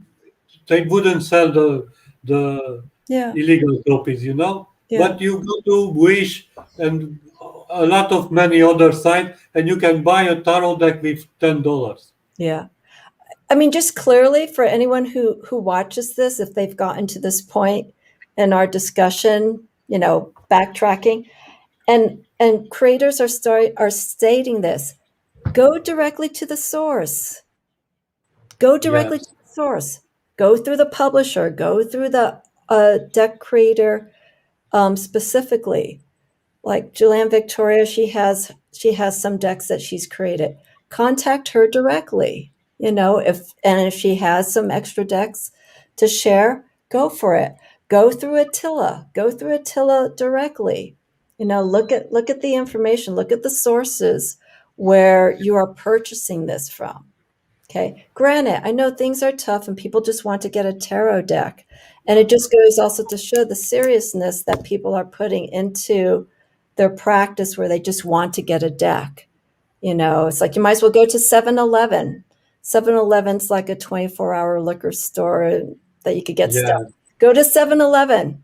Buy your tarot decks there. Okay, I'm not saying 7-Eleven starts selling tarot decks, but that's how it comes to. It's just things it have bothers changed me. very much because a couple of years ago, 10 years ago, it was very difficult to find tarot decks. Mhm. Now it's easy. You will find in almost any shop you can find tarot cards. Um, Even here in Romania now, if you want to buy a Riddle Waite deck, it's very easy. yeah, yeah. Julian Victoria just posted here. She uses Game Crafter to get her decks, and they're printed in the U.S. You go Yes, through make playing cards, correct? yes. For here in the U.S. And you're still continuing with that, or would you I rather told go you elsewhere? I find this printer in Italy, Correct. which maybe will be an alternative, and maybe the Karpathy tarot I will print there.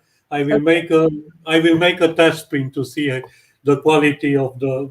It in paper they look okay, but Okay. I need to print a few decks to see how the quality of the card is. They say are eco and everything, so they should be nice.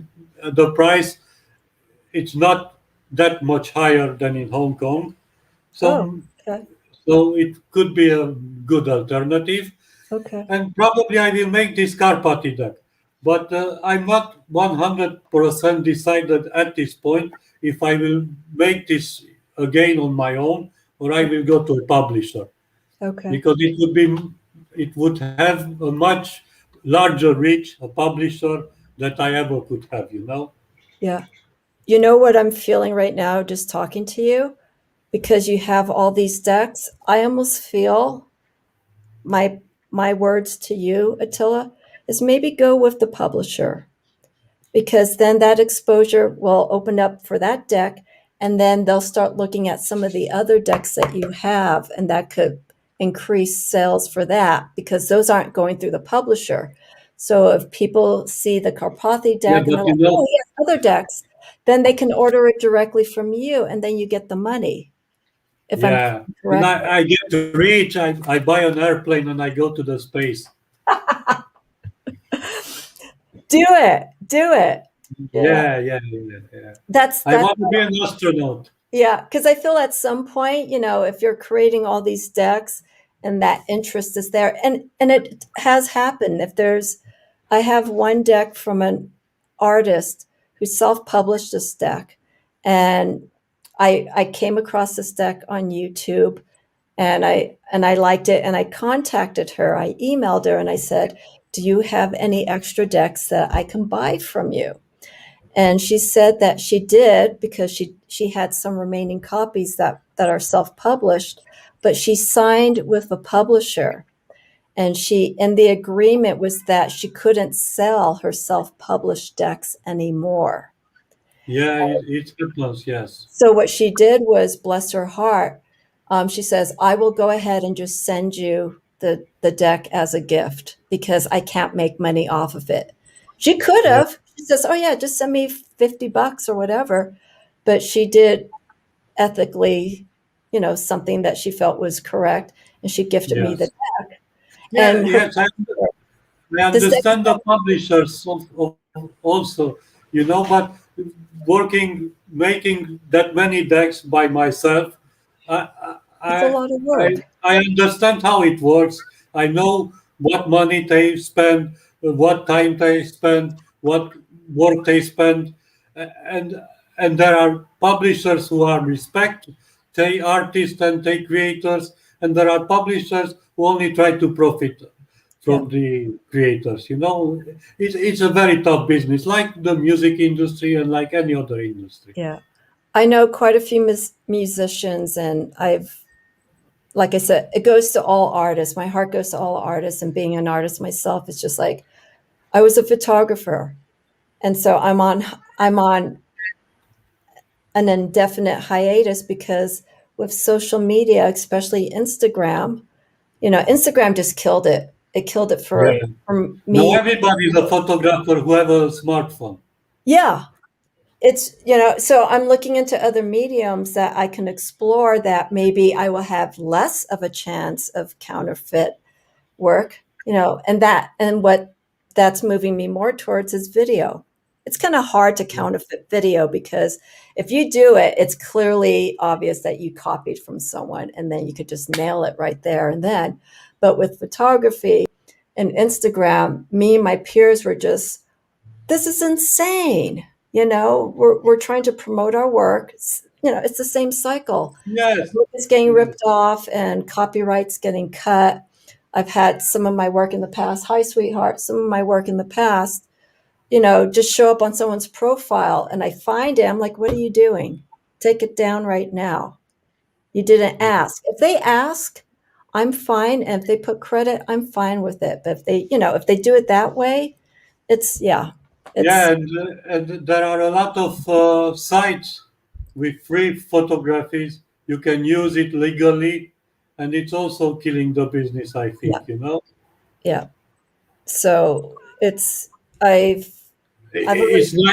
I saw there are decks of cards made with free pictures from this kind of sites, Yeah. Because what happens is And to use it legally is not a problem, but somebody take those free pictures from a website legally yeah. and make a tarot deck or an oracle and make money from it, and the photographer don't get anything from it. Yeah.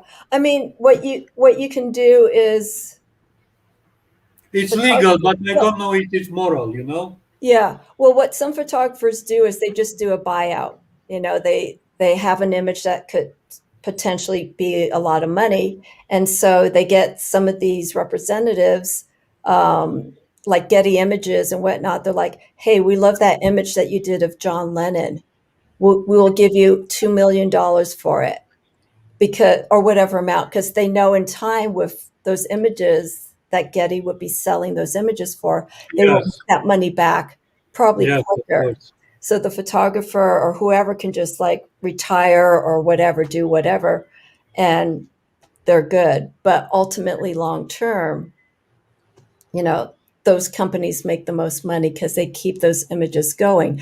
They're doing the job that the photographer would have to do for the rest of their life, or for the artist to do for the rest of their life, is to continue promoting, going to galleries, selling your images, but it takes more work because you're doing it yourself. You Yes, don't I have that know. support. I used to paint, I used to paint, and it was very tough. I have paintings all over the world. I sell some paintings in Japan to United States to throughout Europe, but it was very, very difficult. It was Yeah. very, very difficult. I think And the you best. need an agent, and it's again like music business. It's difficult. You need a bit of luck and things like that, and it's tough. Yeah. And we are living tough times now. Yeah. This is the other thing. I think at this point, as an artist, I think the best enjoyment that an artist can have, from musicians to creators of decks, whatever, painting, is just do the work for yourself. Just retain that excitement of like, I did this piece and it's a great piece and I'm keeping it because no one else can have it. Yeah, It's just, but it remember. remains the issue of living. You have to pay the bills. You have expenses and things like that, and it's very difficult. Yeah. Swan Spear wrote here to recommend ghost stamping when you release your images. I assume that's almost like a watermark, right? Yes, Okay. yes. people don't like that because then it disturbs the the image, and they're like, oh, I can see Karpathy here, it's too distracting. And some people complain about the borders because there's the copyright on the side. For collectors, I could see that maybe being an issue, but Yeah, as a because reader, for me, it doesn't bother me. I'm not looking at the copyright on the side. I'm looking yeah, at that. um, let's see here. I'm gonna put up here what Julianne Victoria wrote. Um, can you see it right there, Attila? yes, I see it. I see Okay, it. that works too, as long as it doesn't disturb the image. You know, I think that that works fine as well. That sounds Yes, wonderful. yes. I used to make collages, cutting out things Mhm. and put it together in other ways. And I do it with paper initially, from images from magazines. Mhm. Digital is much easier nowadays, but back then I didn't have Photoshop or things like that, and it was fun. You Yeah, can do many things; it's not a problem. yeah.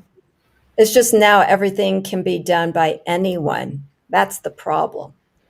Yes. In a sense, it's the originality of creating is now in a different state. I used to say that in the music business now everybody is singing and nobody is listening. Yeah. And it's happening everywhere. It's the same in the tarot business. Everybody now is creating decks, but the people who buy decks are are the same, and you try to sell a lot more decks for the same amount of customers, and it's difficult. But also the demographic of people who are purchasing decks is different because now we're older. So some of A us, new generation comes yeah. in.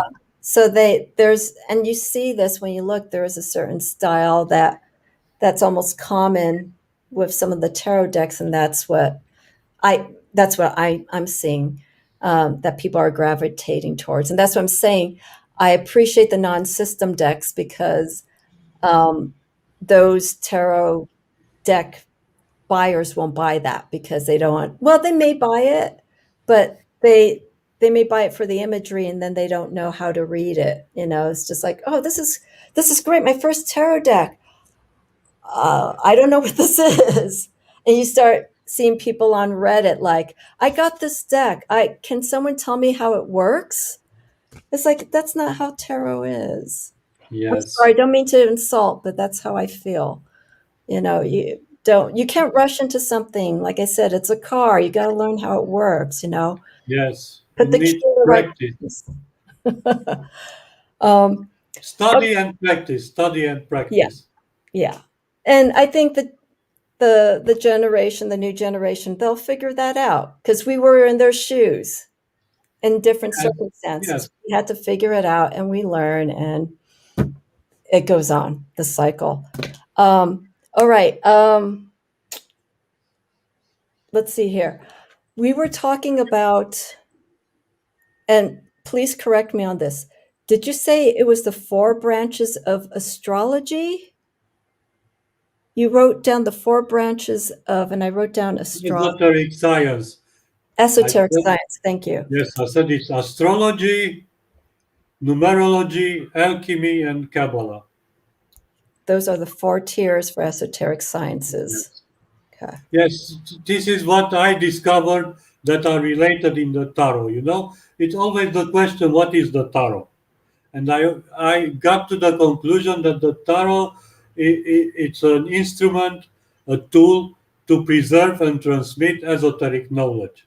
They put this knowledge into the deck. hmm I can't wait to read your books. I really can't, because what you're saying, if you could translate, oh, he froze again.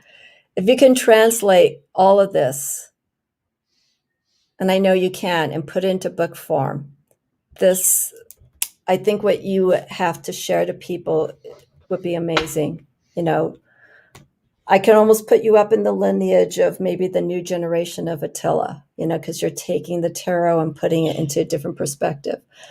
And I don't think he's hearing any of this. I'm going to see here Swan Spirit until Attila comes back. Yes, we have to accept not being so precious. As long as you, let me start over. As long as you are recognized at first instance for the images. Yeah, well, life isn't here to be fair. Life is here to be experienced, and we take those experiences and lessons that we learn from it.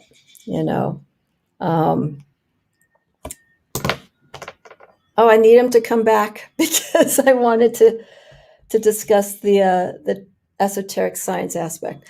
In the meantime, I see there's still a few people here. Thank you so much for hanging out. This has been wonderful. This is definitely one of the top discussions that I've had, and that I'm really grateful to share on YouTube with everyone. If you have any questions, please let me know. We've been going on for over 2 hours. I think we'll wrap it up very soon because I have to eat, and I know Spirit wants some attention as well. If you have any questions, please put them in the comments, put them in caps so I can see them. And also so Attila can see, and we'll have him answer them as soon as he comes back. But I think what I'll do is I wrote down some notes. We touched base on a few of the things, like he said, the 4 branches of esoteric science. I think that is a wonderful way to break down numerology, astrology, alchemy. There we go. Oh, Sorry about that. The internet ran away again. that's okay. I was just talking about Not okay, but it's happening. This is life. I know. This is real life. So it's one of, I was talking about the 4 branches of the esoteric, Okay. and then that's when you cut out. Have a good night, Woolly Hermit. Thank you. So let me stop here for a minute. I mentioned if anyone has questions, please post them. I've been flashing comments a little bit, but this conversation has been so engaging for me and hopefully for everyone else with Attila. There's so much to learn from. Attila, get those books out. Get those books out. Yes, as I said, I really hope that the book about the Fool will be available in less than a month. Okay. And as I said, for now I will have this published also on self-published. But I'm considering to speak with publishers to see if they would be interested and what they could offer. Okay. Because I will see. Let's see. I'm going to read this question first before I actually post it. Another deck in between tarot. I have only just joined, so I don't really know. Oh, okay. Lionhearted. This is Attilla Karpathy. He's worked on and created many decks that incorporate astrology, numerology, Kabbalah, and the tarot overall. So we're talking about his background and how he came to create the decks and how he came into the practice and the study of the esoteric. I know the In-Between Tarot, that deck has its own system, but I'm focusing here on Attila's work and experience that he's put into his work. No, Spirit, don't do that. We talked about you talked about the 4th way Yes. on your website, and I want to pronounce their names. Gurdjieff? Gurdjieff. Gurdjieff. It's a Greek-Russian name. It's Oh, that's a lot. yes. And And Ouspensky. Uspensky was his pupil. His pupil Uspensky wrote a very good book. It's called In Search.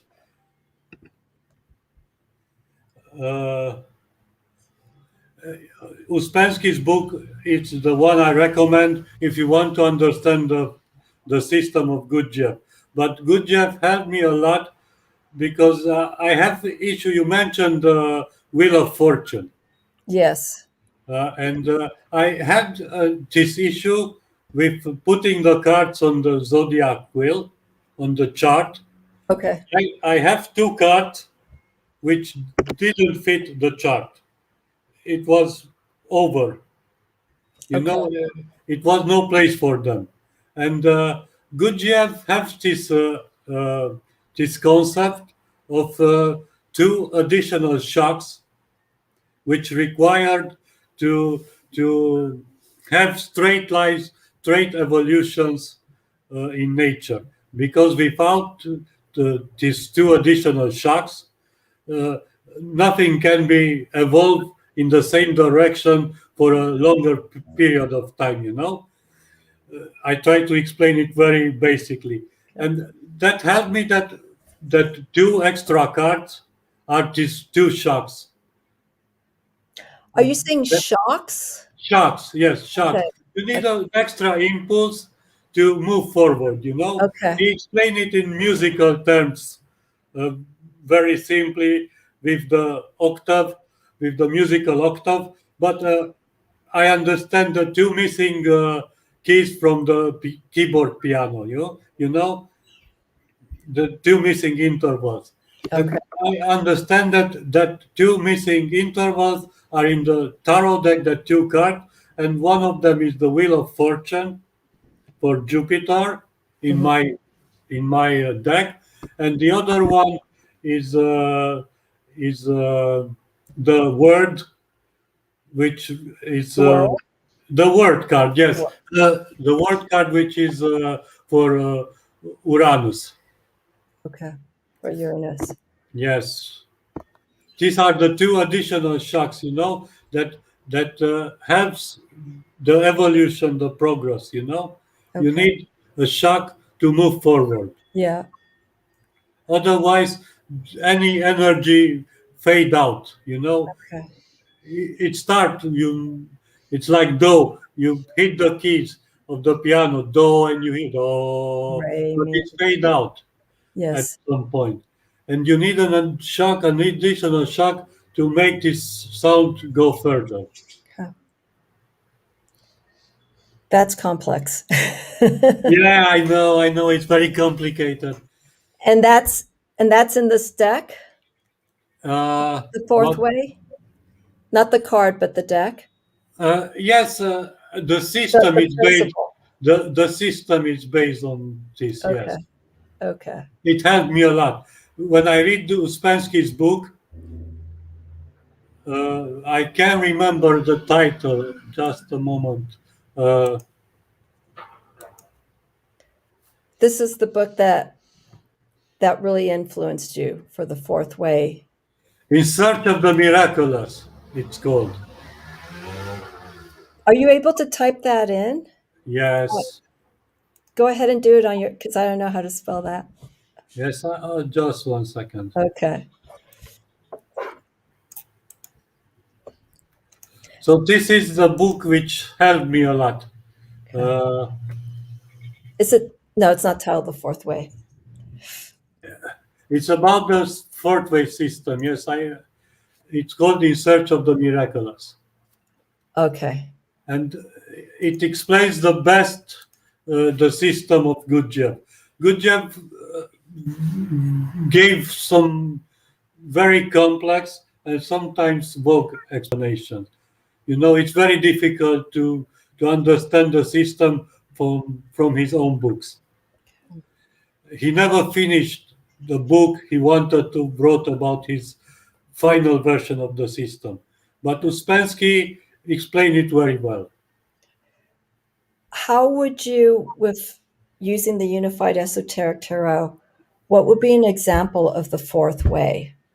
I tell you, I understand how that two extra shocks, Just those. it's very important to move forward in life. And I have that system uh, of uh, of dividing the life in sequences of 7 years Okay. associated with tarot cards, and Yeah. then you see the shocks, and it's very interesting if you lay down the cards, and if you use also astrology and see how when that shocks happen in somebody's life. The first shock happens when you are 21 years old, Yeah. The returns. and the second when you're 49. And to see astrologically what planet you have there, it's very interesting. Yeah. It requires a separate book. Does Ospensky speak about the astrology relationship in the book or no? No, no. Okay. He wrote a book about tarot, Okay. but it's a very small book and it's not that good. I think he wrote the book before he met Gurdjieff. Okay. Okay.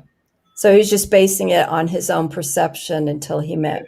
Yes, Okay. yes, and Gurdjieff speak very little about tarot. He mentioned the tarot, but he didn't get into it.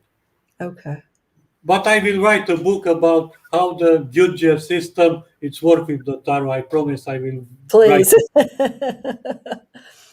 I mean, when I It got was the very helpful for me because I was very stuck with this thing, with the traditional system, Mhm. with the traditional attribution of the cards. Yeah. You will have two spots open Okay. where you don't have card to put. With my system, I was in the other side of the thing. I have two cards left and have no space to Place put to them. put it. And and reading Uspensky give me that new direction, that new perspective, and that understand how these things works and how it's integrated in the tarot. Okay. It was very helpful for me. But it's a very difficult reading if you don't have some basic background of knowledge, of esoteric knowledge. It's very difficult. It's not for everybody. I love Uspensky. I love that book. I read it first time in Romanian, Mhm. then I find it in English, and then I find it in Hungarian. I read it several times in three different languages.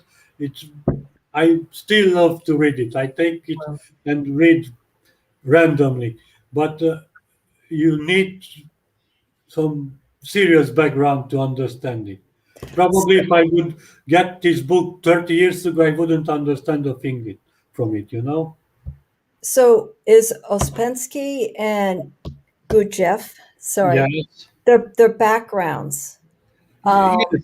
psychology? Yes. Yes. Both It of them. helps a lot to understand how human works and why the evolution is so difficult. Okay. Okay.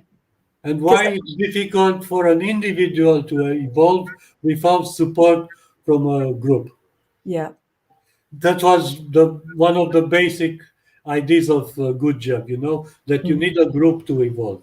Yeah. Because, and he said something which I found very, very interesting, that you can move forward until it's somebody coming from behind and fill your place. And only when it's somebody coming from behind and step in your footstep, you Correct. can move forward. That's If interesting. if nobody Makes coming sense. from behind, you at some point you will get stuck. You That can makes evolve sense. no more if there are nobody coming from behind. It's the support. Yes. Okay. So it's the support that's needed. Wow. I should look at that book because it's if you really want to get in depth with the tarot, and I know there are a few books there, look into books that like In Search of the Miraculous, the psychology aspect of tarot. Okay. Yes. It's almost going to the science aspect of it, but I think it's good to see both sides, to understand, to Yes, understand the spiritual side. it was helpful because I told you, at some point I started and I read Freud and I read Jung and I want to understand these things. And they wasn't really helpful, you know. And good Jeff helped me to understand the psychology of a man much, much better than ever did Jung or Freud. Yeah. Wow. Is the In Search of the Miraculous, is it easy for someone to follow? Yes, yes, it's easy because Uspensky was very clever, and the book is written. It's his own experience with working with Gurdjieff, and the group Gurdjieff was put together, you know. And it take you step by step. It's not that very well built as structure, because you find a piece of information at the beginning that the follow up is somewhere in the middle of the book and so on. Okay. But it's the way he found out about these things and learned about these things and tried to understand these things, and it's very good reading. When Uspensky died, his widow brought that book to Gurdjieff, and Gurdjieff read it and said it's fantastic. Let's publish it. You know, Wow. Wow. That's Uspensky didn't publish the book while he was alive. He finished the book. It was ready, but didn't publish it because they they separated their ways. that's And what you need, Attila. Going back to the conversation, to continue your legacy. We know that's not going to happen anytime soon, but God forbid. You have to have someone. You have to trust someone with your work and say, that's "Hey, why I will. That's I think the books will help. You know, the book will be there, and anybody interested will can pick up my work and continue or yeah, come to me and ask me. You know, I'm generally a very open type of person. I'm willing to discuss with people. If they ask me questions, I try to answer them. yeah." Look at Lionhearted's question. That was in the screen now. Yes. Can you see it, or I can? I can. Yes, I read it now. Okay.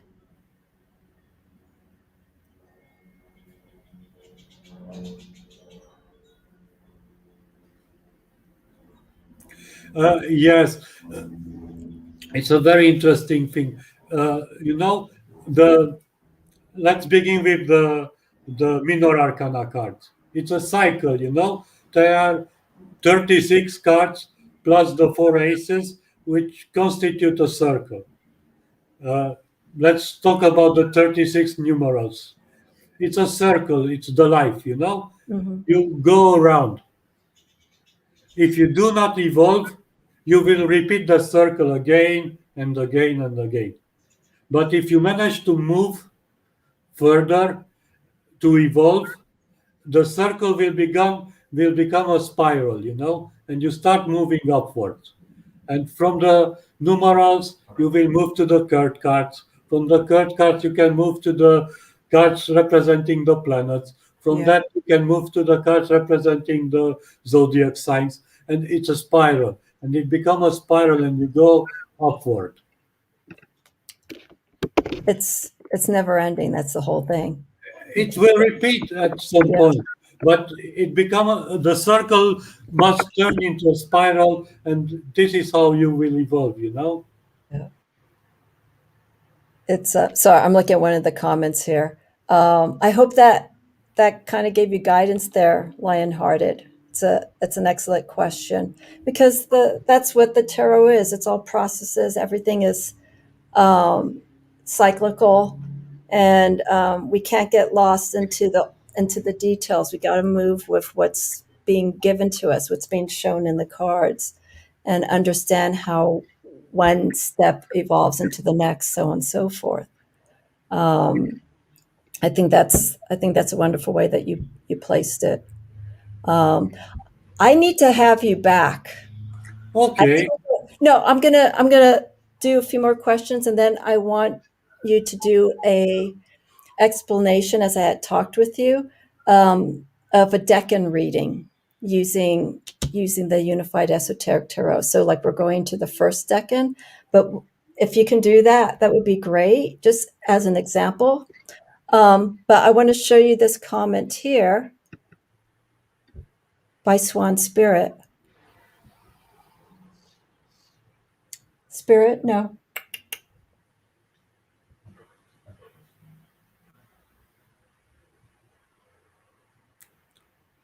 You know Yeah. what I'm Uspensky didn't give up the system before he died, but they were separated from. He separated away from Gurdjieff. It's a very interesting thing because Gurdjieff had two very different approaches. One was the theoretical approaches, which was continued by Uspensky, and Gurdjieff moved uh, and started teaching movement, a kind of dance. Oh, okay. It's it's very interesting why he separated these two things. Hmm. Because I think he did it unconscious. He had a purpose with it Okay. and separated his work with the movement, with physical exercise from the theoretical part. Okay. Unfortunately, that part is most lost. I try to find more about this dance he created, and it's very little about it. He Gurdjieff had a student, a woman, and I think he failed to to have this exercise part systemized and Hmm. preserved. Wow. That's amazing. I mean, just to know that this was also part of the process that he created Yeah, yeah, for expression.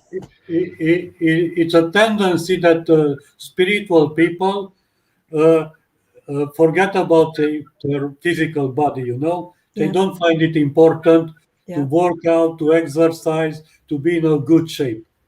And I think it's a very big mistake, because if your physical body is not all right, if your soul is not all right, if your mind is not all right, you can be spiritually full, and you can work. Yeah. If your body, you get fat, you get sick, or things like that, it will pull you back. Yeah. Your mind and your soul, you can be happy if you have other issues. It's very good. Jeff, basically, his idea was to have a harmonious development of the body, the soul, the mind, and the spirit. That's what yoga is. It's all together. You can't have a bright mind if you have emotional issues, physical problems, health issues. You can work, you can progress. Yeah. That's more or less how yoga came into my life. It was more asana. I came into that practice of movement because, first off, I'm a person that always needs to do something. Um, and you've probably seen some of my lives. Anyone who's watched me, I can't keep still. There's some part Yeah, of me that, yeah, it's and a so, vision for me as well. but it's good. You're moving that energy. You're not being stagnant. And so yoga came to me because I had an ailment. I had a physical ailment, and I had to strengthen that. And just the added perk that happened to come along with that is it changed me and got me into my spiritual practice doing just that. It got me into a spiritual practice, and it got me going into the tarot, but it took me more into Eastern philosophy and understanding the importance of connecting mind, body, and soul all as one. Yeah, Yoga. good. It's a very mixed system. It's Mhm. very, very unclear from where he took the elements of his system, you know. He took a little bit from here, a little bit from there. It's very, very mixed up. But it's very interesting. And if you start studying it and start understanding, it's very interesting. Yeah. It's very bad that he didn't manage to leave behind a complete system, you know, to have the movement together with the theoretical part and have this all sorted out. Maybe And that's something you can work on. in another life. In another life. I'm always inspiring people. I'm always inspiring people if I feel something. It's I like, have so boy, many ideas. I have so many ideas. I want to. I have to write some books now, and it's so many work to do, and I'm not sure if I will be able to finish it. You know. okay. Well, promise me the 26 books, or Uh, promise yourself the 26 that will be Okay. done. That's Okay. sure. That's sure. And I said I hope it will be very helpful. And the whole concept, which I tell you, it's very interesting because you have the theoretical part and you have the last part of the book when you can keep a tarot journal and Yeah. have exercises and have all together and work. You have this book and to take it with you, take a pen and work and write notes. The theoretical part will also have on the pages margins to write your own notes, you know. Yeah. I find it very important, and I didn't see it in any books, but in my books there will be margins to write your own notes. No, I think like I had said earlier, it's a course. You can watch your whole progression when you Yes. go through those books, and you have something to make reference to right by your notes. You know, whatever you're writing, you can write notes and see that process. I think that's wonderful. It makes sense to me, and I think if it hasn't been done, like you're saying, go ahead and do it. You know, make it happen. Let's do an example of this Decan reading. Um, Uh, I'm you gonna go. want you want Let's a particular Yeah, let's do the first Decan because I'm gonna do mine tomorrow. But I want to share if anyone's wondering what we're talking about with the Unified Esoteric Tarot. And with any deck, more or less, you can do astrological influenced Decan readings, and these are basically I will show right here. Okay, so here the decans. I'll actually have you explain the decans, uh, Attila. But yeah, there are try to three. find the card. Okay, Okay, it'll be I Sun and Leo. Did you find it? The Sun and Leo. Okay.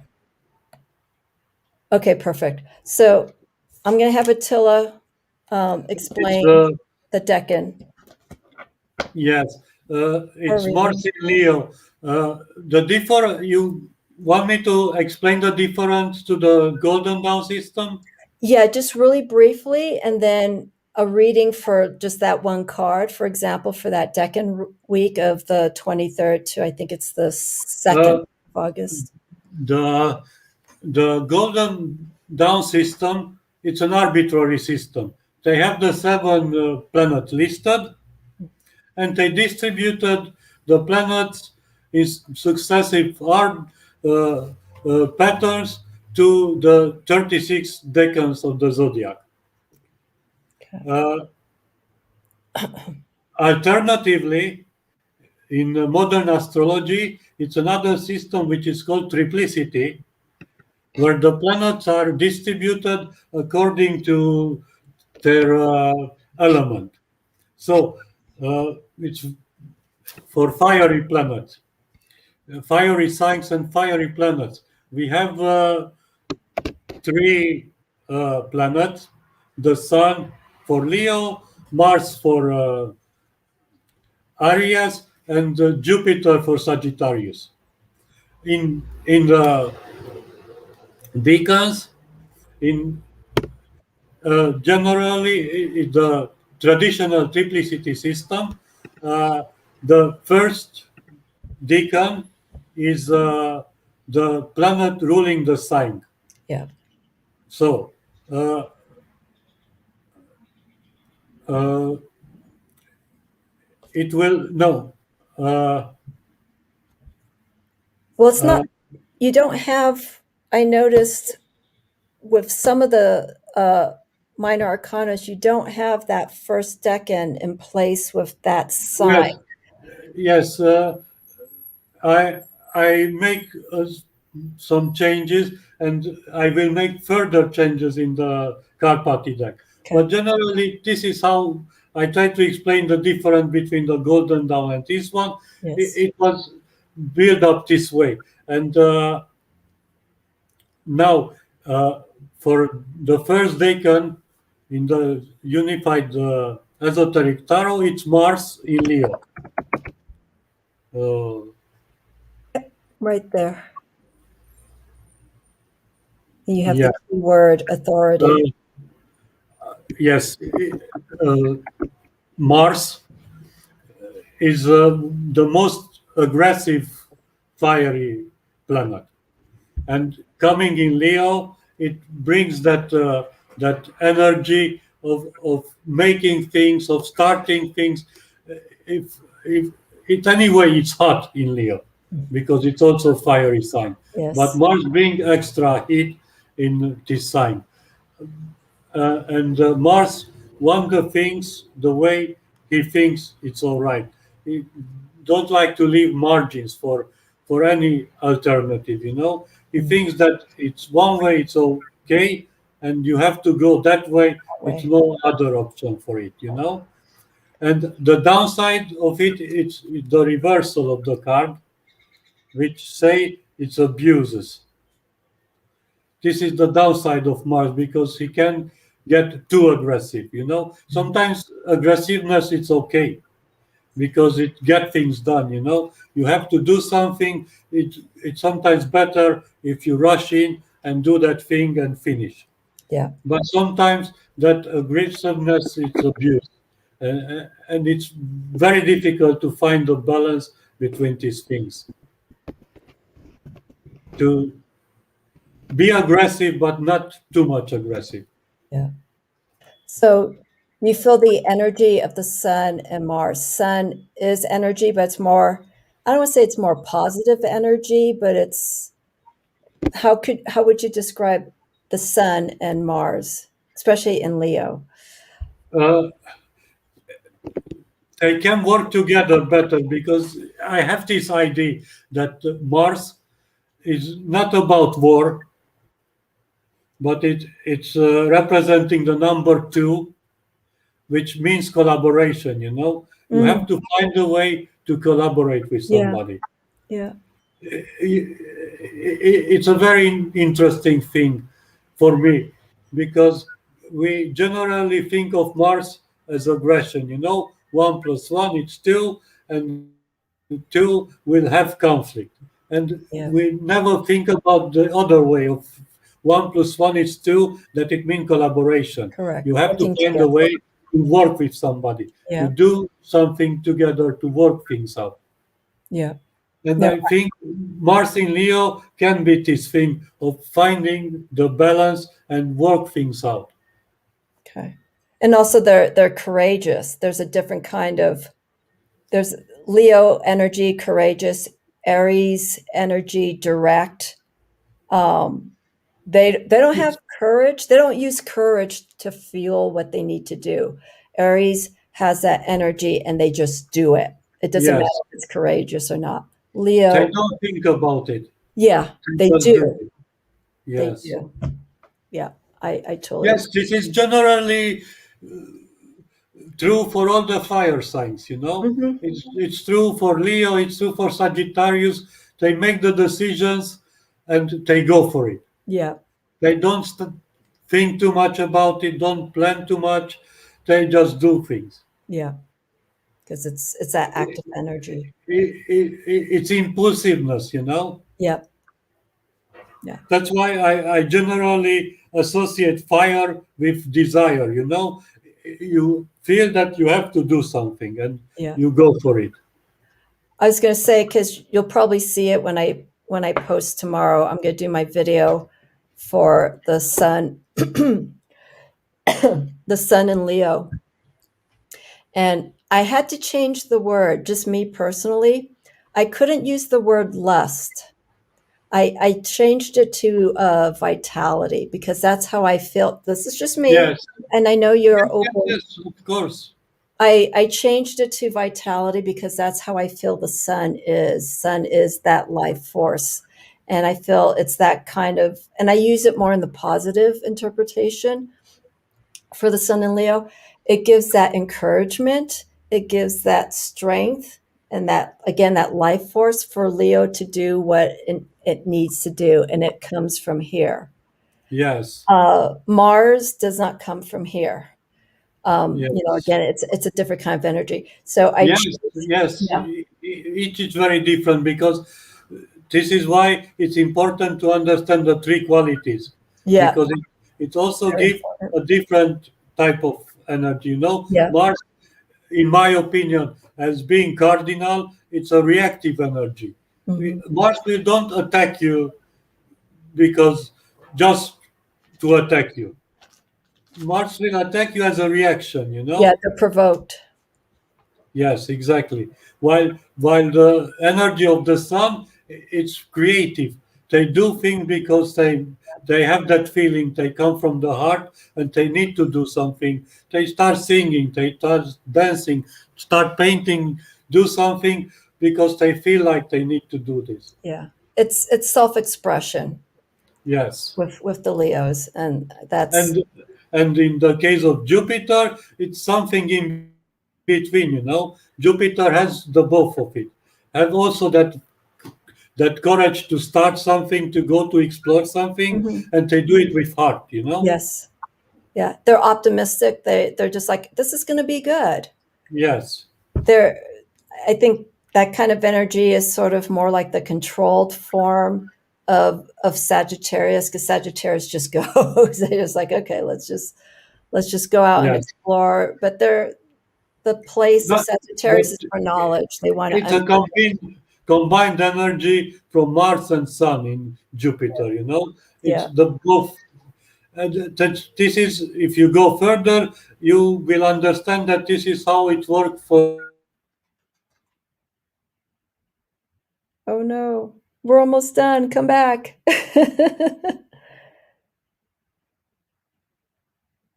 Okay. I'm gonna let it hang for a little bit, and he'll probably have to reboot. But I think what's important here is, with if you're going to bring the astrological planets, you know, I like how we were talking right now about the energy sources that influence these signs, the planets that they're in. Mutable, cardinal, fixed. It's the perspective that these signs take towards this. And of course, fire, earth, air, water, those energy sources. Look into those signs and see those attributes. Like we were talking about the energy of Mars and Leo, we were talking about the energy of Sun and the energy of Jupiter. Okay, they're different from the Golden Dawn, but these energies, how the planets influence these signs, it's really important. And so, oh, don't worry, Melissa. It's been happening throughout our almost 3-hour chat. We're almost wrapping it up. He'll be right back. So I think that's the best way to understand, in simplistic terms, the relationship. And again, with this deck, Mars and Leo, how they interact with each other. And also we didn't get a chance to speak, the minor arcana card of influence. We have 5, 6, and 7. Those 3 cards of the minor arcana are associated with the sign of Leo. And so what makes the difference is, even though we're in the same astrological month, Leo, the planetary influences is what shifts it. And so I'll be talking a little bit about that when I share my my reading for the astrological decan, Leo 1 for tomorrow, and just understanding how those properties work. Let me see here, Irene. In addition to the sun, moon, and other planets, he's coming in. There we go. There we Sorry go. about that. I knew you were coming back. I don't know what's going on. It never happened to Well, have we've been these talking. internet issues.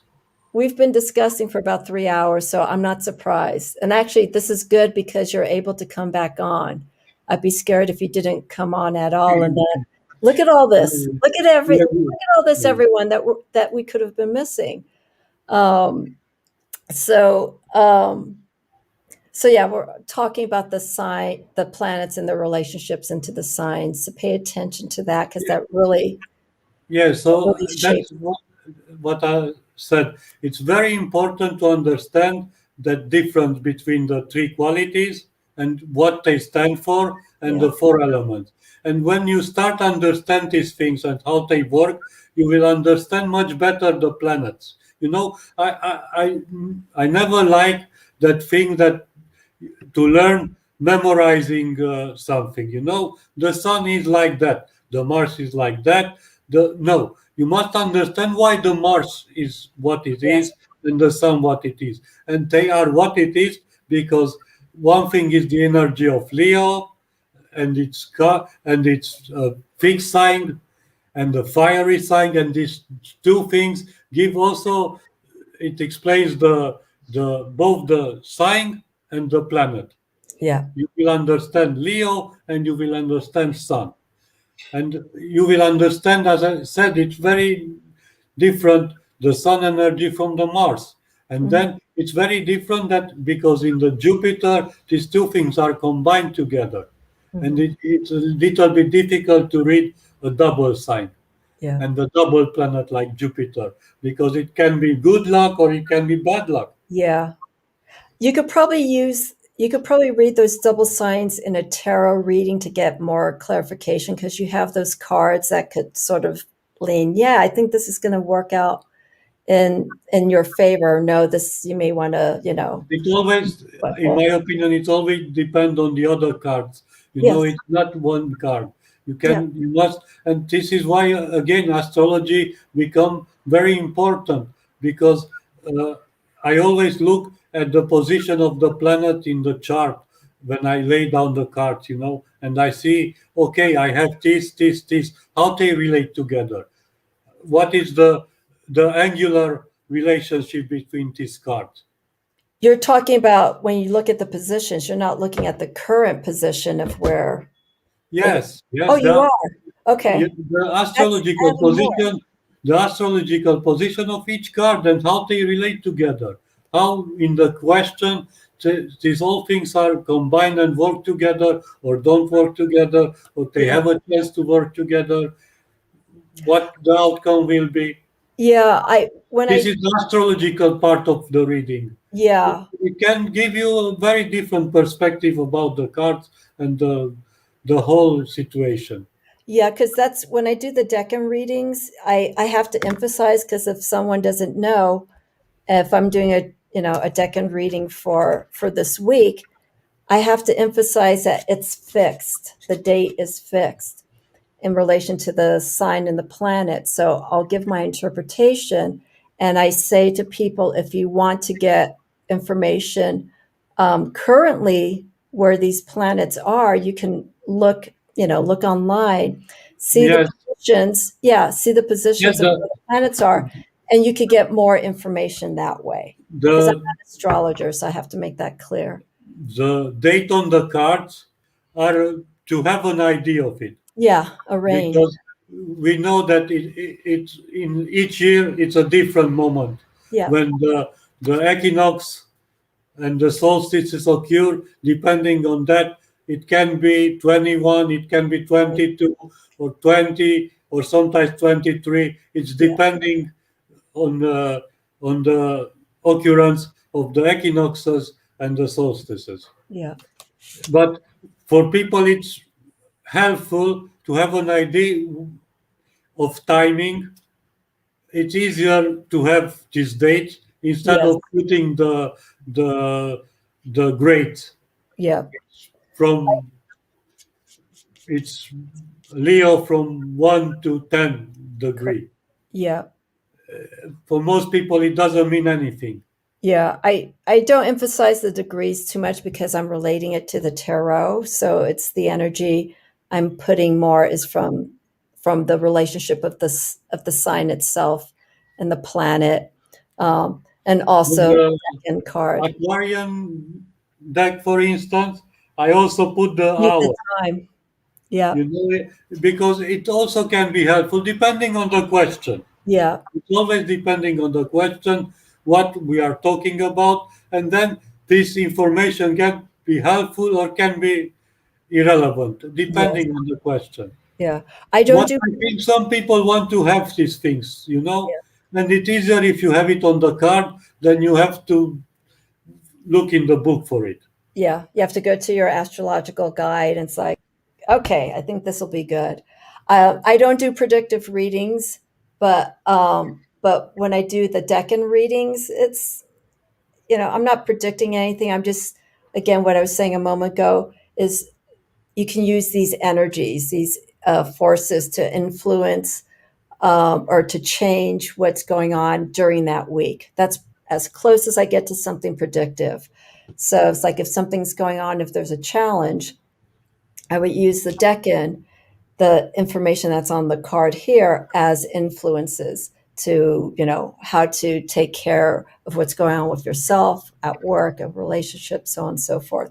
Because then I give that individual the freedom, if they follow the reading, to do whatever they want with it, just like any of my readings. um, and and they can do it within that time frame. It's like, okay, Yes, I have until the second or something like that to work on this, and also puts them in alignment with that sign's energy for that month. That's why I'm doing it each month. um, yes. so it works really well. um, let's see. I'm going to share you this, and I want to keep going, but I think we should stop. um, Do you see Irene's comment there? Yes. As I said, uh, it's a matter of perspective. I think uh, Earth, if we use it in traditional form, it's in the center of the wheel, because the whole system of 12 houses, 12 signs, and how the planets are moved is from the Earth perspective. But I use Earth in my deck as more as a metaphor. As I explained earlier, uh, Tiamat was split in two. One half is Cheras, the other half it's what I call Earth in my deck. Yes, yes, I use this as half of Tiamat. Mhm.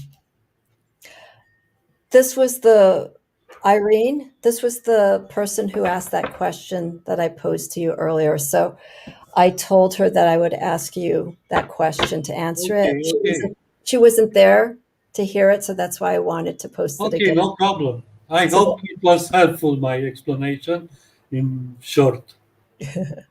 um, last question, and we'll wrap it up. I want to thank everyone for watching, I and also thank everybody. I hope they understand what I was saying. yes, Sorry for the interruptions. your English is fine. I had Nancy say that your English is fantastic. Thank So you very much. I'm that's, struggling to find my words sometimes, and maybe my pronunciation is not the best, but I will work on it. like I said, you have to communicate. Exercise, make progress. Yes. Yes, little by little. Um, I was going to say something else. Oh, in the other decks, the Aquarian and maybe in the Karpathy deck, are you going to be introducing any other planets or No, asteroids? no, no, no, Okay. no. Probably not. I don't know for the Karpathy till it's not done Yeah. I can promise anything, but theoretically not. As I said, I think that the the the missing planet it's Tiamat, and it was split into one half is Ceres, in my opinion, and the other half is what I generally call Earth, but it's not the planet Earth we're living on. It's a symbolical Earth. Yes. Can you type in the goddess, the spelling of Yes. the goddess, so people are clear?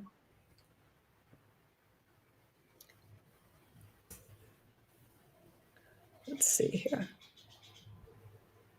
Tiamat. Okay.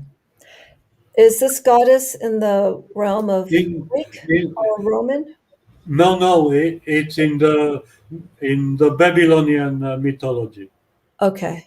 I, Okay. I do most of my work. Last thing, I dig back to the Sumerians.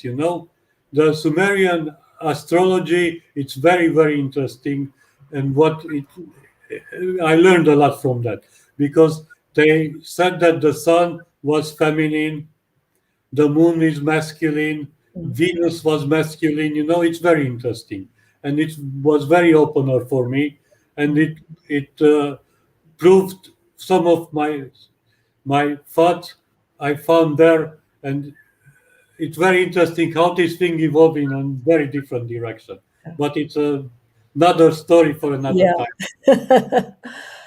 I would love to see, and I it's kind of hard to like where to start, but just going back to mythology, to actually have a tarot deck that follows the Greek, Roman, Babylonian, any other kind of I mythology, but think, it has to be accurate, it has to be yes, really, I don't know how accurate it is, but I see it on Kickstarter right now.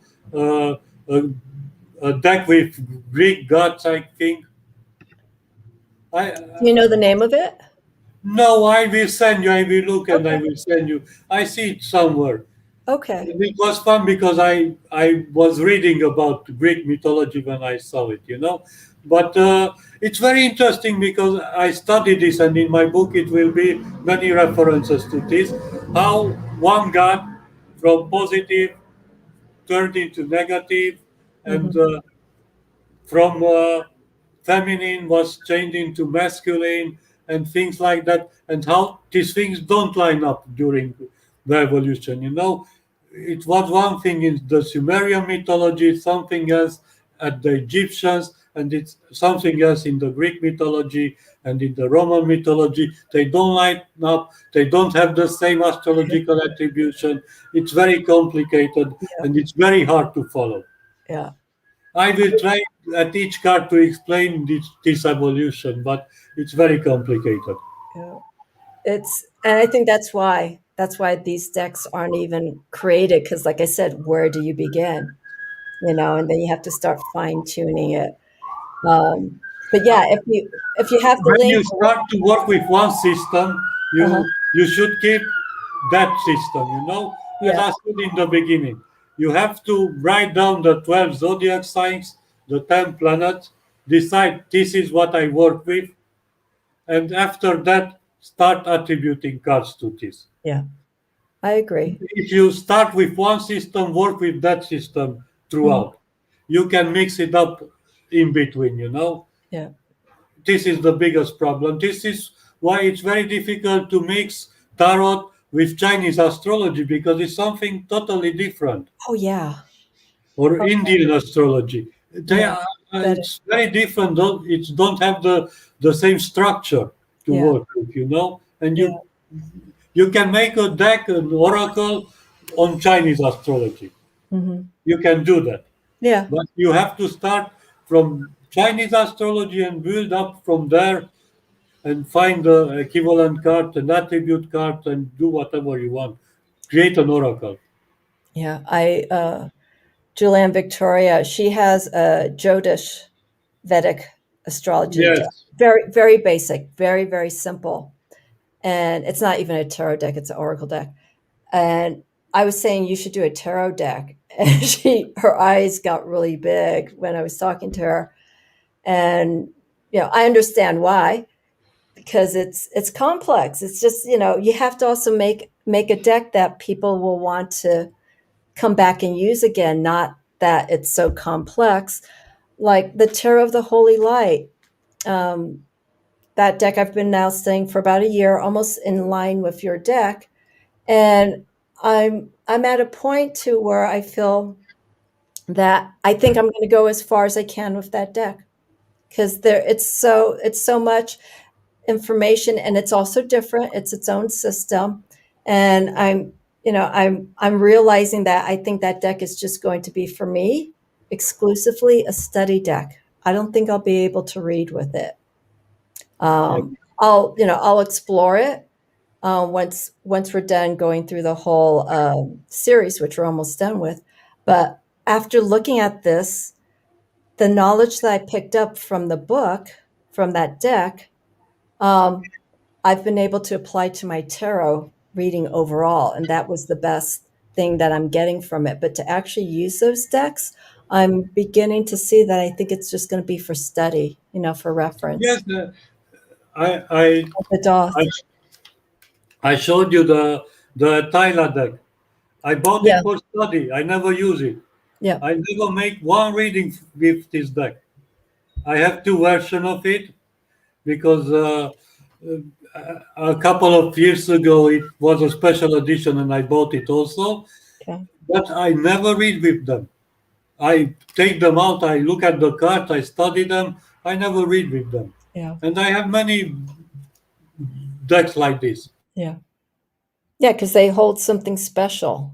It's something very unique, and something that that may be hard to. Oh, he got stuck again. Something that we can put into our practice. So it just ends up being an extension of our practice. We may not use the deck, but we can take that information that we get from it. Oh, you did, Swan Spirit. Excellent. I'm going to leave this up. Attila, are you with us here? Let's see. I think he's going to shut off.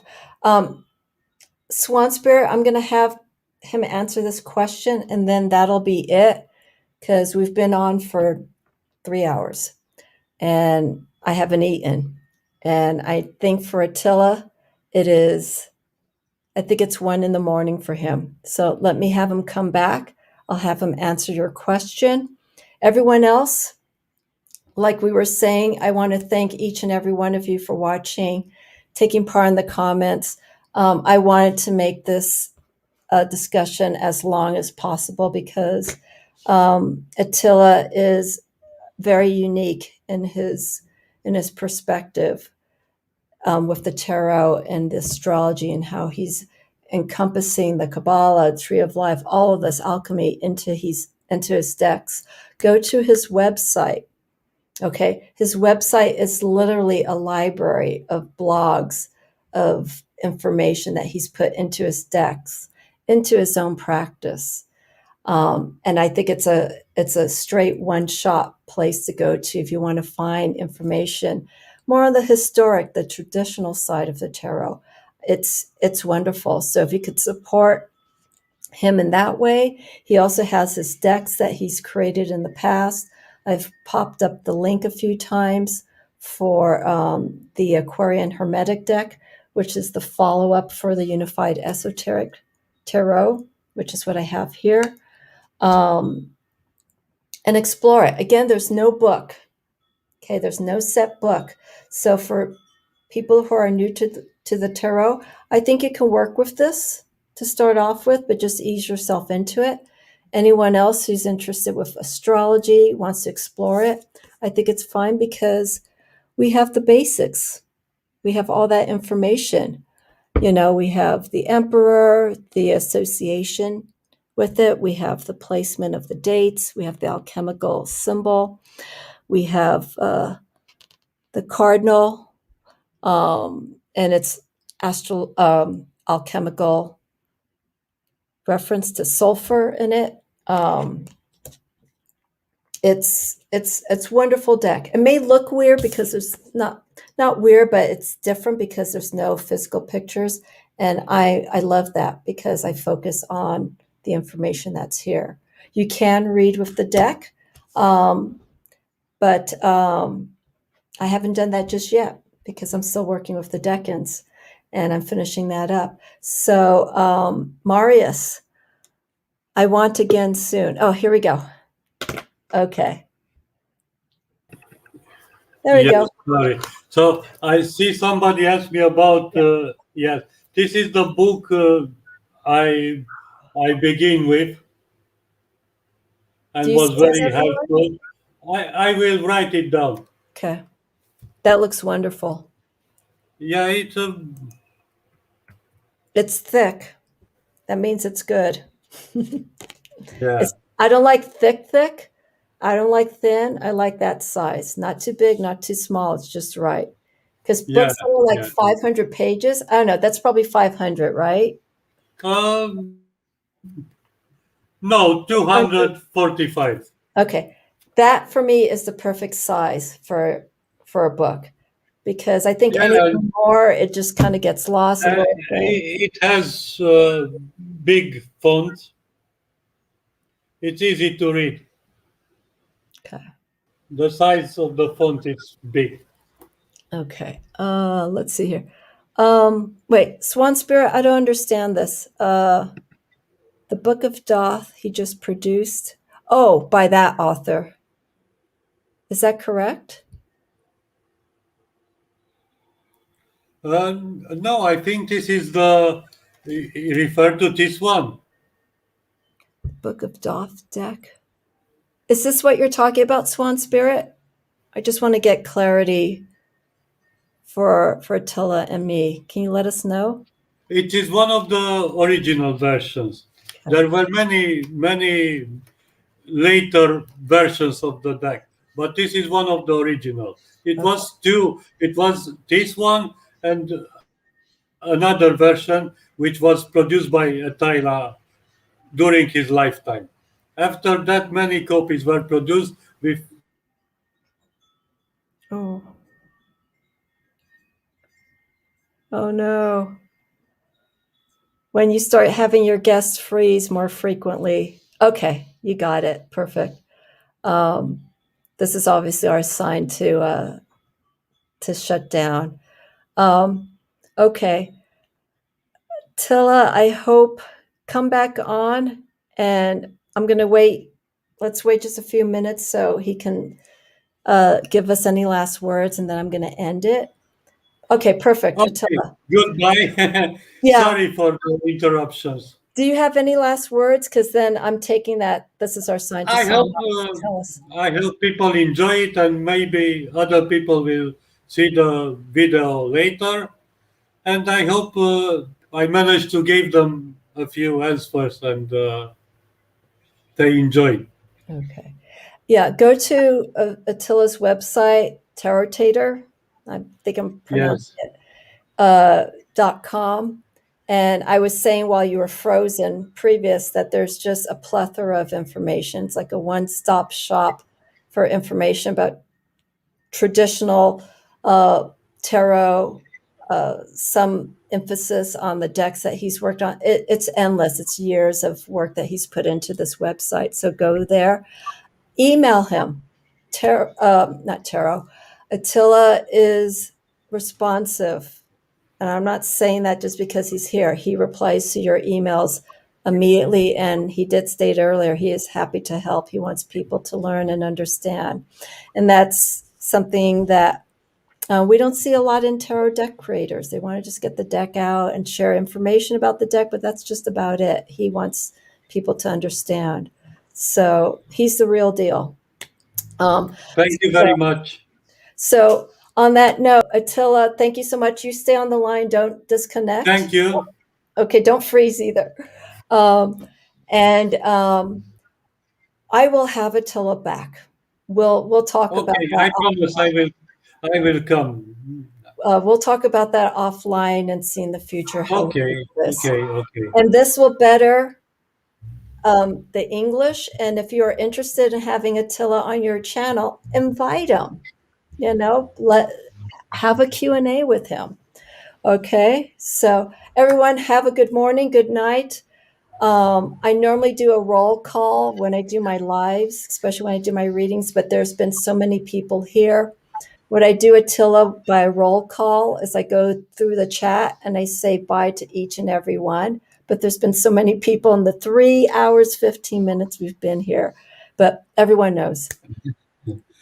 Okay. Okay. Bye-bye. Have a good time. Thank you, everyone. Thank you very much. Thank you very much. Subscribe to his channel. I have that information in the description for this chat. So look at all the links that I put in. He has Instagram.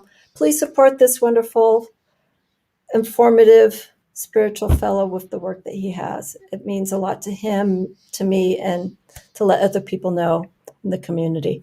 Thank you, everyone. Have a good night, morning, day, week, weekend. I will be in touch soon. Thank you again for the support. Bye. Thank you very much. Thank you. Mhm.